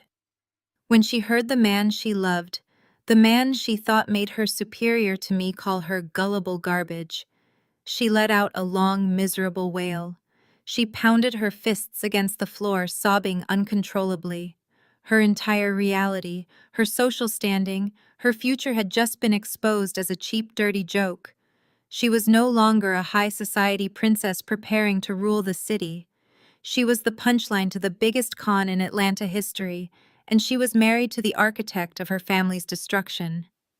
She tore at her own perfectly styled hair, screaming mindlessly into the void. The lead detective handed Preston off to his junior officers, instructing them to read him his rights and throw him into the back of the cruiser. The detective then turned and walked slowly down the center aisle, stepping deliberately into the grand ballroom.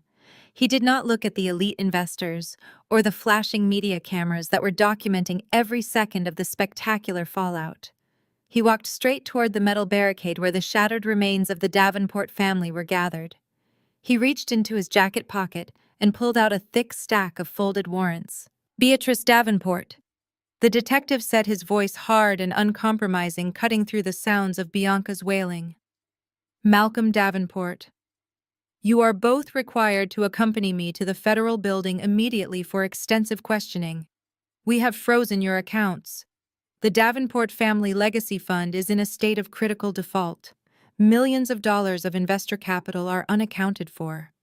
Furthermore, we have received preliminary evidence from anonymous sources regarding severe medical fraud and wire tampering. You are not victims here. You are prime suspects in a massive criminal conspiracy. Malcolm's eyes widened to the size of saucers. The paralyzing realization finally hit his brain with the force of a freight train. He was not just losing his company. He was not just a public laughingstock who had just been exposed as a sterile fraud. He was going to federal prison. The investors in the room, the very people he had invited to witness his glorious comeback, began to shout angrily, demanding their money, demanding answers from the man who had promised them endless returns. The walls were literally closing in around him. The flashing cameras felt like searchlights pinning him to the floor. The last microscopic shred of Malcolm's aristocratic pride completely evaporated. He dropped to his knees right there in front of the elite society he had worshipped his entire life. He ignored his screaming sister and his paralyzed mother. He literally crawled on his hands and knees across the space between the barricade and the stage. His expensive suit pants dragged across the dirty floor, picking up dust and spilled wine. He looked like a beaten, pathetic animal seeking shelter from a storm. He reached the edge of the elevated platform and gripped the dark wood with his shaking, sweaty hands. "Tessa," he sobbed, staring up at me with a face entirely drenched in tears and manufactured sweat. "Tessa, please, you have to save me. You have to use Aegis." His voice was a desperate, frantic whine. "You have billions in your control. You can bail out the fund. You can pay the investors and make the default go away. You can hire lawyers to make these detectives leave us alone. Please, Tessa. I am begging you on my hands and knees. We were family once. I know I made mistakes. I know my mother pushed you away, but I am begging for my life. Do not let them take me away in handcuffs. I will do anything you want. I will sign the company over to you. Just save me." I stood above him, looking down at the man who had once been the center of my universe.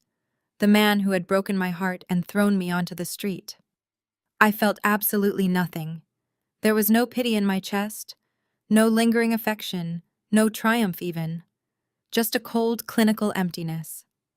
I gently handed Arya over to my lead security director, who was standing in the shadows of the wings, making sure my beautiful daughter did not have to witness the pathetic display of her so-called father's family any longer. Once Arya was safely out of sight, I slowly walked to the very edge of the stage, stopping just inches from Malcolm's white-knuckled grip. I looked down into his desperate, sobbing eyes. I reached into the perfectly tailored pocket of my white blazer. My fingers brushed against a small, folded piece of paper. I pulled it out and held it up between my index and middle finger. It was the crisp $100 bill. The exact same bill Malcolm had arrogantly shoved into my hand just an hour ago when he thought I was a lowly event coordinator, when he told me to go buy myself a nice dress and disappear before his real guests arrived. I did not raise my voice. I spoke with a terrifying, absolute calm that easily cut through the noise of the angry investors, the flashing cameras, and the wailing of his sister. I held the bill out over his upturned face and simply let it go. The crisp green paper caught a slight draft from the massive air conditioning units above and fluttered slowly downward. It danced gently through the bright stage lights, twisting in the air before landing perfectly squarely across Malcolm's tear-stained cheek. "This is exactly what your legacy is worth to me, Malcolm," I said softly, leaning down just slightly, so only he and the detectives in the front row could hear the absolute finality in my voice. "Use that $100 to call a cheap cab and get the hell out of my building before I have my security team throw you into the street with the rest of the garbage." Malcolm let out a choked, agonizing gasp as the $100 bill slid off his face and fell to the floor. His hands released their grip on the stage and he collapsed backward into a pathetic, weeping heap. The mighty heir to the Davenport fortune. The man who had promised to rule the financial world was nothing but a broken, crying mess on the floor of my empire. He curled into a fetal position, waiting for the detectives to haul him away to a cold concrete cell. But even in the face of total absolute destruction, the parasite of aristocratic delusion refused to die quietly. Beatrice watched her son crawl and weep like a beaten dog. She watched her daughter thrashing on the floor in ruined silk. The sight of her completely decimated family seemed to awaken some dark, twisted reservoir of pride deep within her shattered psyche. She refused to be humiliated by a woman she still considered to be a peasant. She refused to bow to my authority or accept the reality of her own spectacular failure. Beatrice slowly pulled herself up from the floor. Her expensive designer gown was heavily stained with dark red wine, making it look as though she were bleeding out right there in the ballroom. Her silver hair was a tangled mess, and her perfect makeup was completely ruined, tracing dark streaks down her wrinkled cheeks. But she raised her chin with a fierce, terrifying delusion. She gripped the metal barricade with her trembling hands and glared up at me, her eyes burning with pure, unadulterated venom. She looked like a mad queen standing in the ashes of her own burning castle. "Do not look at us with your pathetic pity, Tessa," Beatrice hissed, her voice trembling with an insane, frantic energy that made the nearest investors take a step back. "You think you have won today. You think projecting some stolen bank records and calling the authorities makes you our equal. You think a few lost millions and a scandal will erase us from this city. The Davenport name is centuries old. We are institutions. You are just a temporary flash in the pan, a lucky little peasant who stumbled into money. My family is not dead." She pointed her shaking finger at the ceiling, gesturing to a sky she truly believed still belonged to her bloodline. "The ancestral estate still stands," Beatrice declared, her voice echoing over the murmurs of the stunned crowd. "The grand mansion, the heart of our family, is untouched by your little corporate games. I will sell every brick, every painting, every blade of grass if I have to. I will liquidate our history to rebuild this empire from the absolute ground up. We do not need a single drop of your filthy peasant money to survive. The Davenports will rise again, and when we do, we will erase you from this earth." The shrill, desperate voice of Beatrice Davenport echoed through the cavernous ballroom, bouncing off the crystal chandeliers and fading into a heavy, suffocating silence. She stood there, chest heaving, clutching the metal barricade with her wine-stained hands, her chin tilted upward in a grotesque parody of aristocratic pride. She genuinely believed her own delusions. She truly thought that the ancestral Davenport mansion, the massive sprawling estate that had hosted governors and titans of industry for generations, was an impenetrable fortress. She thought that as long as those stone columns and marble floors existed, she would always be a queen. I stood perfectly still on the elevated stage, holding my daughter close to my side, and I let Beatrice bask in her imaginary victory for a few fleeting seconds. I looked out at the sea of wealthy investors and powerful socialites, watching their faces shift from shock to profound pity. They recognized the frantic, manic desperation of a cornered animal. They knew just as well as I did that bloodlines and historical estates meant absolutely nothing when the bank accounts ran dry. But Beatrice was trapped in the past, entirely blind to the catastrophic reality of her present. A slow, quiet laugh escaped my lips. The sound carried through the microphone, washing over the silent crowd like a bucket of ice water. I did not look angry. I did not look offended by her threats. I looked at her with the cold, detached clinical interest of a scientist observing an insect under a microscope. "You are going to sell the estate, Beatrice?" I asked, my voice smooth and dangerously calm, completely devoid of any sympathy. "You are going to liquidate your history to rebuild your empire." I slowly shook my head, the faint, triumphant smile returning to my face. "You cannot sell something that no longer belongs to you, Beatrice." Her frantic breathing hitched.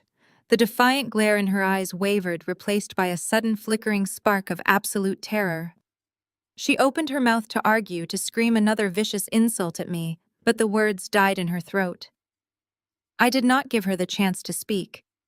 I raised my hand and gave the final absolute signal to the technical production booth suspended high above the ballroom. The massive LED screen behind me flashed with a brilliant white light, forcing the people in the front row to squint against the sudden glare. The images of Preston's offshore accounts and offshore wire transfers melted away entirely. In their place, a new set of documents appeared on the screen. These were not medical records or simple bank statements. These were highly complex, legally binding property deeds and massive commercial loan agreements. The official seal of the state of Georgia and the Federal Banking Commission were stamped heavily across the top of each page. The crowd leaned forward, squinting at the dense legal text displayed on the 50-foot screen. But they did not need to understand every single legal clause, because the most devastating parts of the documents were highlighted in a brilliant neon yellow. The documents clearly proved that the Davenport ancestral estate, the supposed impenetrable fortress of their legacy, was entirely leveraged to the hilt. Beatrice had spent the last 2 years desperately trying to maintain the illusion of their infinite wealth. When Preston began draining the family funds to cover his gambling debts, she had to find a way to keep the lavish parties, the expensive cars, and the high society donations flowing. She could not bear the thought of her peers whispering about a dip in their finances. Her vanity was a bottomless pit that consumed everything it touched. So she had quietly, secretly signed away the very foundation of her family's history. She had taken out multiple massive high-interest mortgages on the estate, borrowing tens of millions of dollars against the property, just to keep up appearances and cover the catastrophic losses her son-in-law had accumulated. I looked down at Beatrice, who was now trembling so violently that the metal barricade rattled beneath her grip. "You mortgaged your own legacy." "Beatrice," I said, my voice ringing through the cavernous space. "You secretly sold the very walls that gave you your precious status just to pay for Preston's fake ventures and your own ridiculous vanity. You drowned your family in toxic debt just so you could keep buying expensive dresses and hosting meaningless galas. The Davenport estate does not belong to you anymore. It belongs to the creditors you defrauded."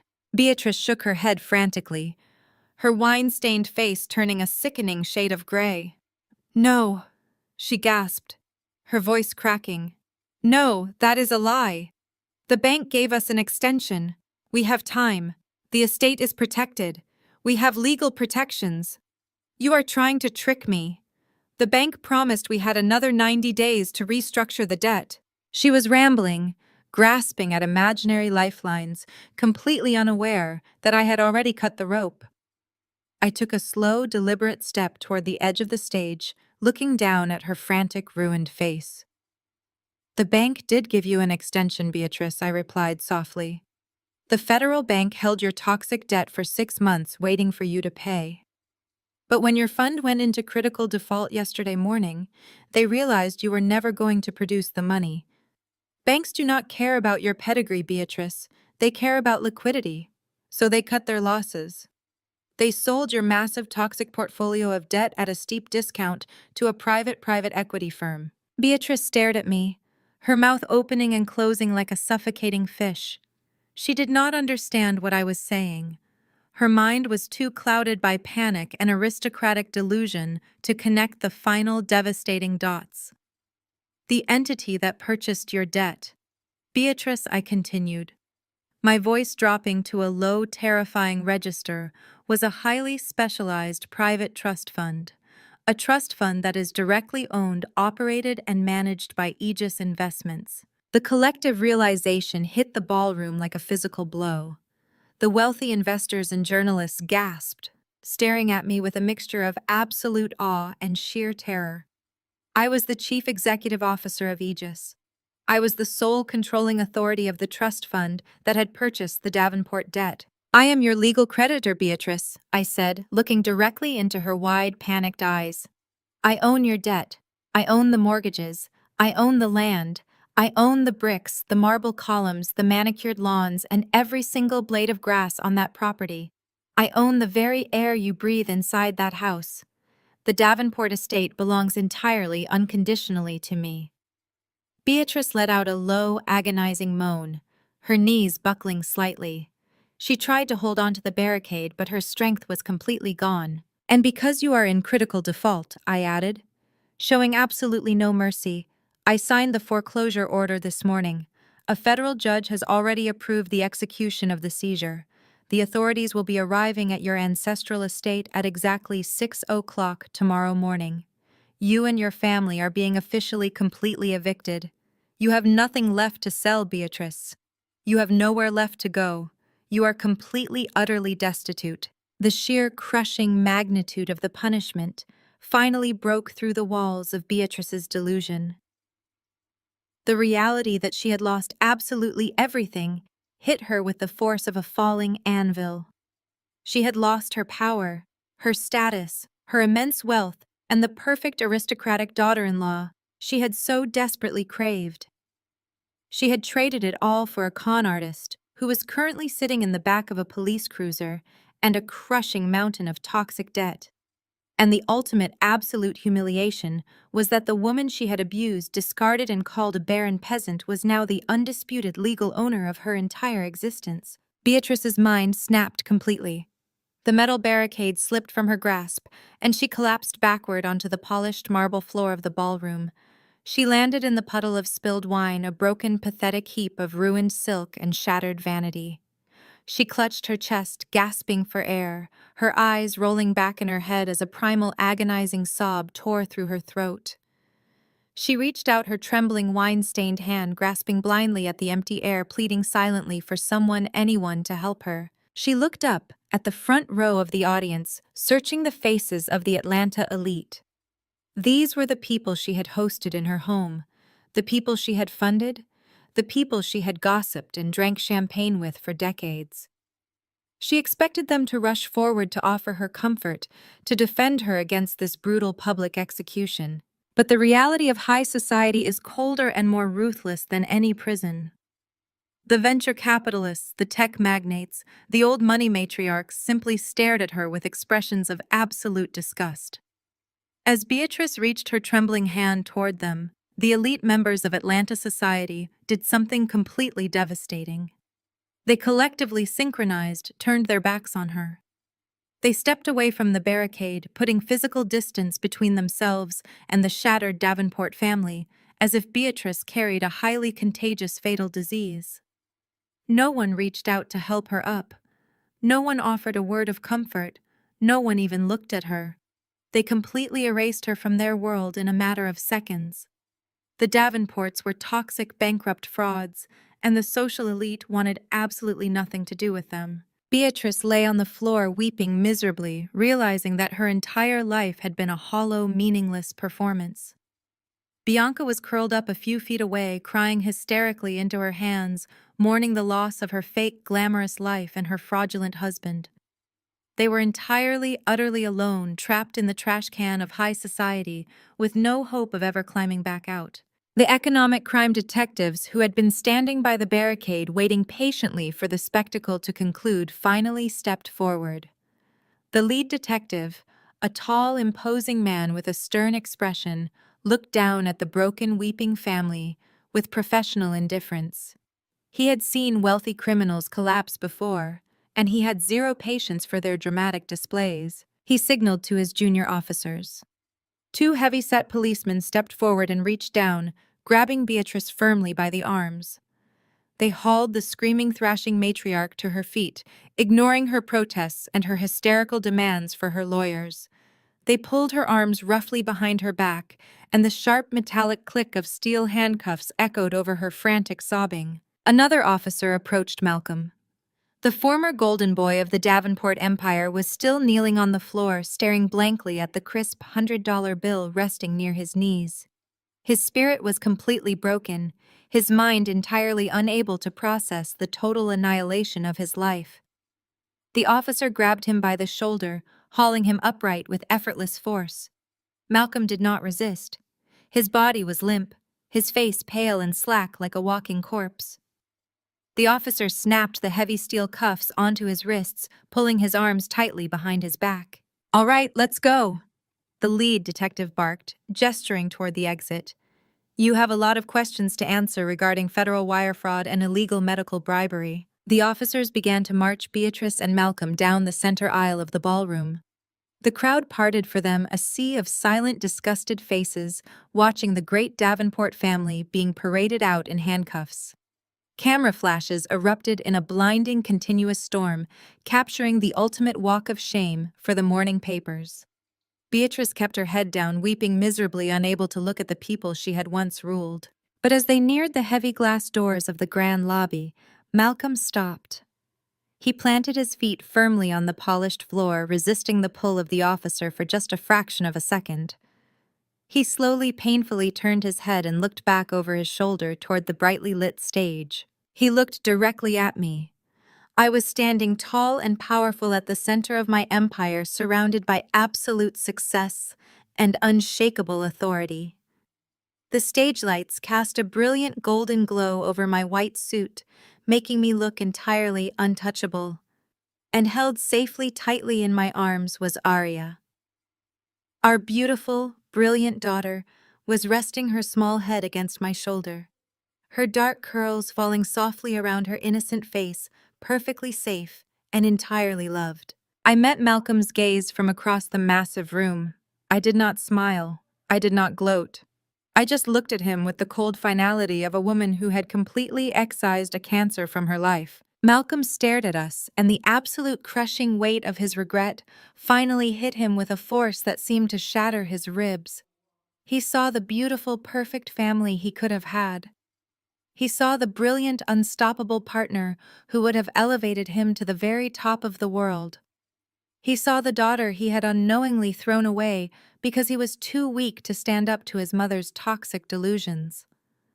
He realized in that final, agonizing second that he had held a priceless, flawless diamond in the palm of his hand, and he had willingly, intentionally thrown it away just to keep a handful of worthless, dirty gravel. A single fresh tear spilled over his eyelashes, tracing a slow, painful path down his pale cheek. His chest hitched with a silent, devastated sob. "Keep moving," the officer ordered, giving Malcolm's shoulder a hard, uncompromising shove. Malcolm's head snapped forward.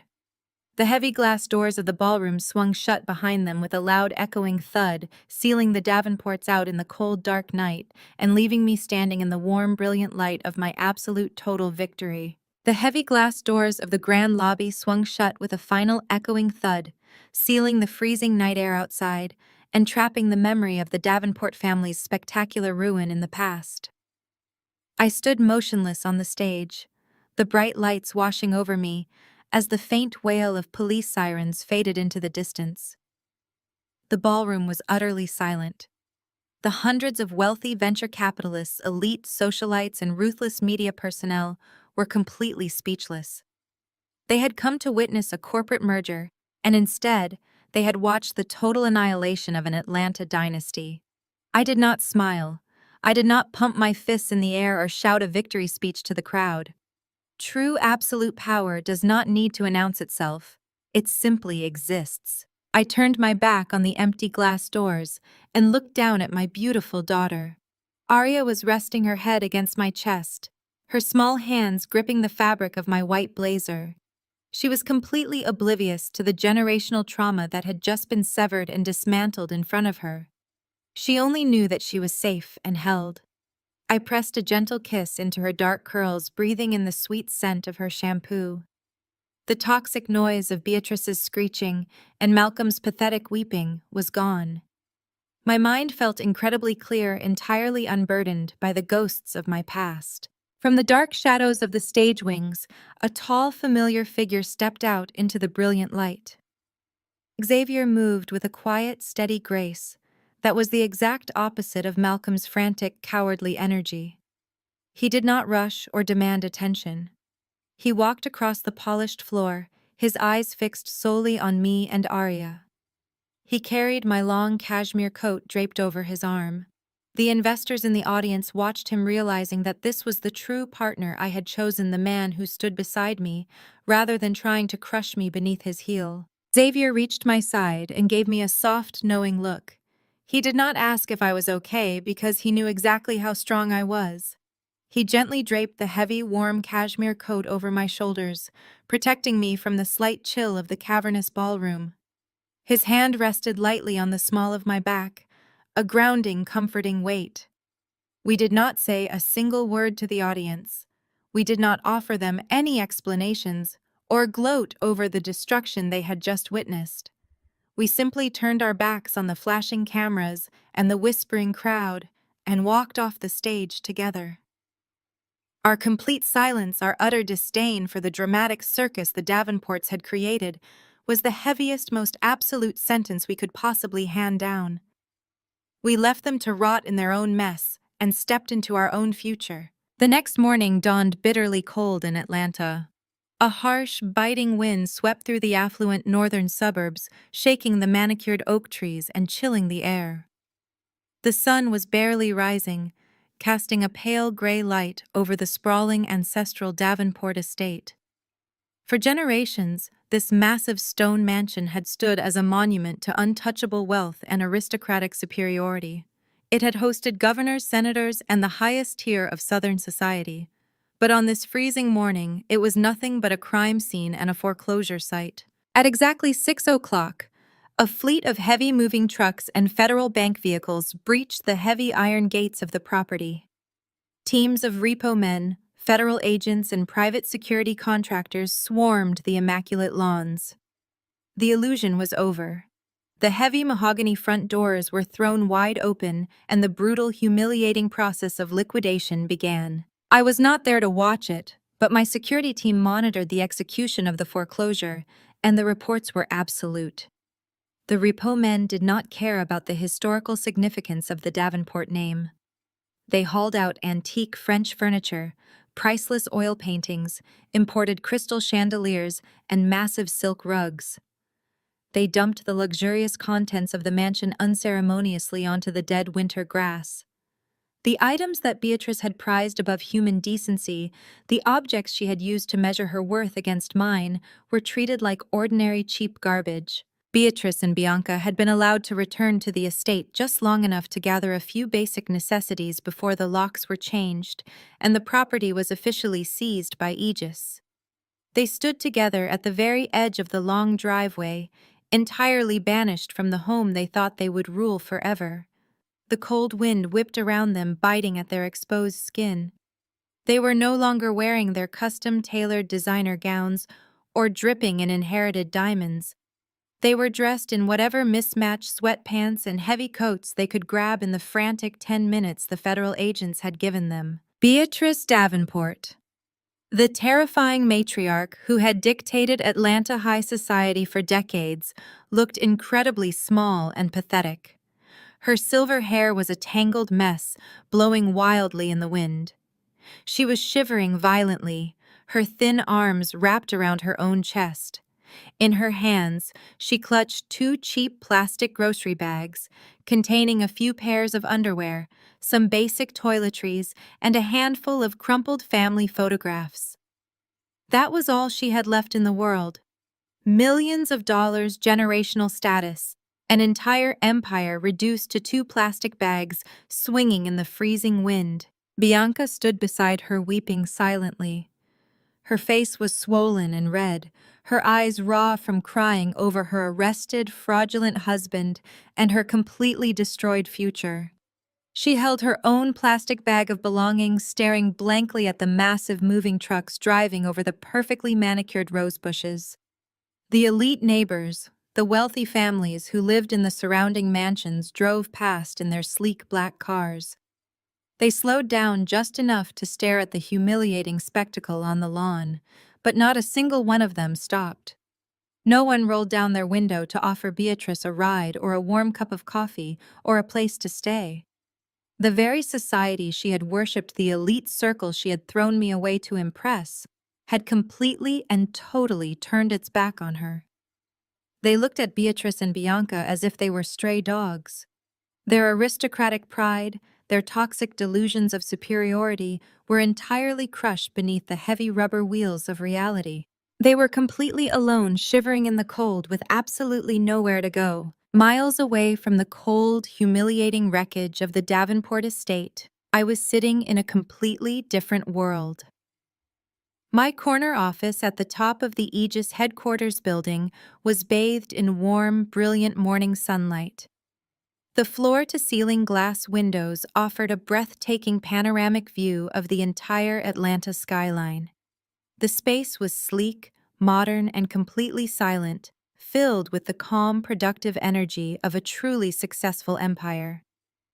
I was not thinking about Beatrice shivering on the curb, or Malcolm sitting in a federal holding cell. I had already completely deleted them from my mental space. They were a closed chapter, a lesson learned and discarded. I sat behind my massive polished glass desk, a hot cup of jasmine tea resting near my hand. The surface of my desk was clear except for a single thick stack of legal documents printed on heavy premium paper. Xavier was sitting in one of the plush leather chairs opposite my desk, reviewing a matching set of files with a quiet, focused intensity. He looked up and offered me a warm, encouraging smile. The documents in front of me were not foreclosure orders or vengeance tactics. They were the blueprint for something entirely new. I picked up my heavy silver fountain pen and smoothed my hand over the crisp front page. The document was a massive foundational directive to establish a specialized legal defense and financial recovery fund entirely backed by the resources of Aegis Investments. The fund was specifically designed to identify, protect, and empower women across Atlanta who were facing severe emotional, financial, and psychological abuse from powerful patriarchal families. I knew exactly what it felt like to be told I was worthless. I knew exactly what it felt like to be trapped by a family that used their wealth and status to crush my spirit and control my narrative. I had been that scared, isolated woman sitting in a doctor's office believing the devastating lies they had paid to construct. I was never going to let another woman go through that nightmare alone if I could help it.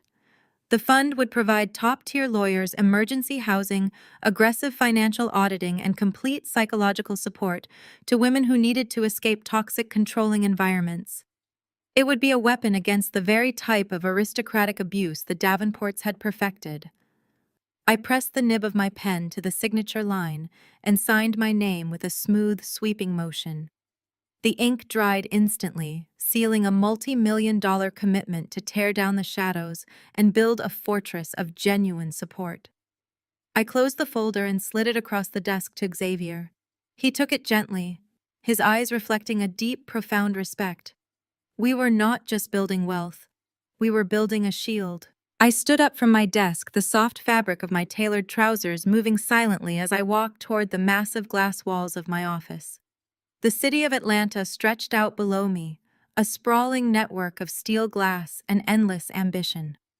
The morning sun was climbing higher in the sky, chasing away the cold gray shadows of the dawn and illuminating the streets with a fierce, brilliant golden light. The cars below looked like tiny crawling insects, and the people were just microscopic moving dots.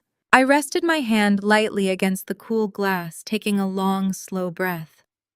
The air in my lungs felt incredibly clean, entirely pure. I closed my eyes for a brief second, letting the absolute serenity of the moment wash over my entire body. For so many years, I had allowed myself to be defined by the rigid, cruel expectations of a family that saw me only as a biological vessel and a social liability. I had allowed Beatrice's venom and Malcolm's cowardice to dictate my value.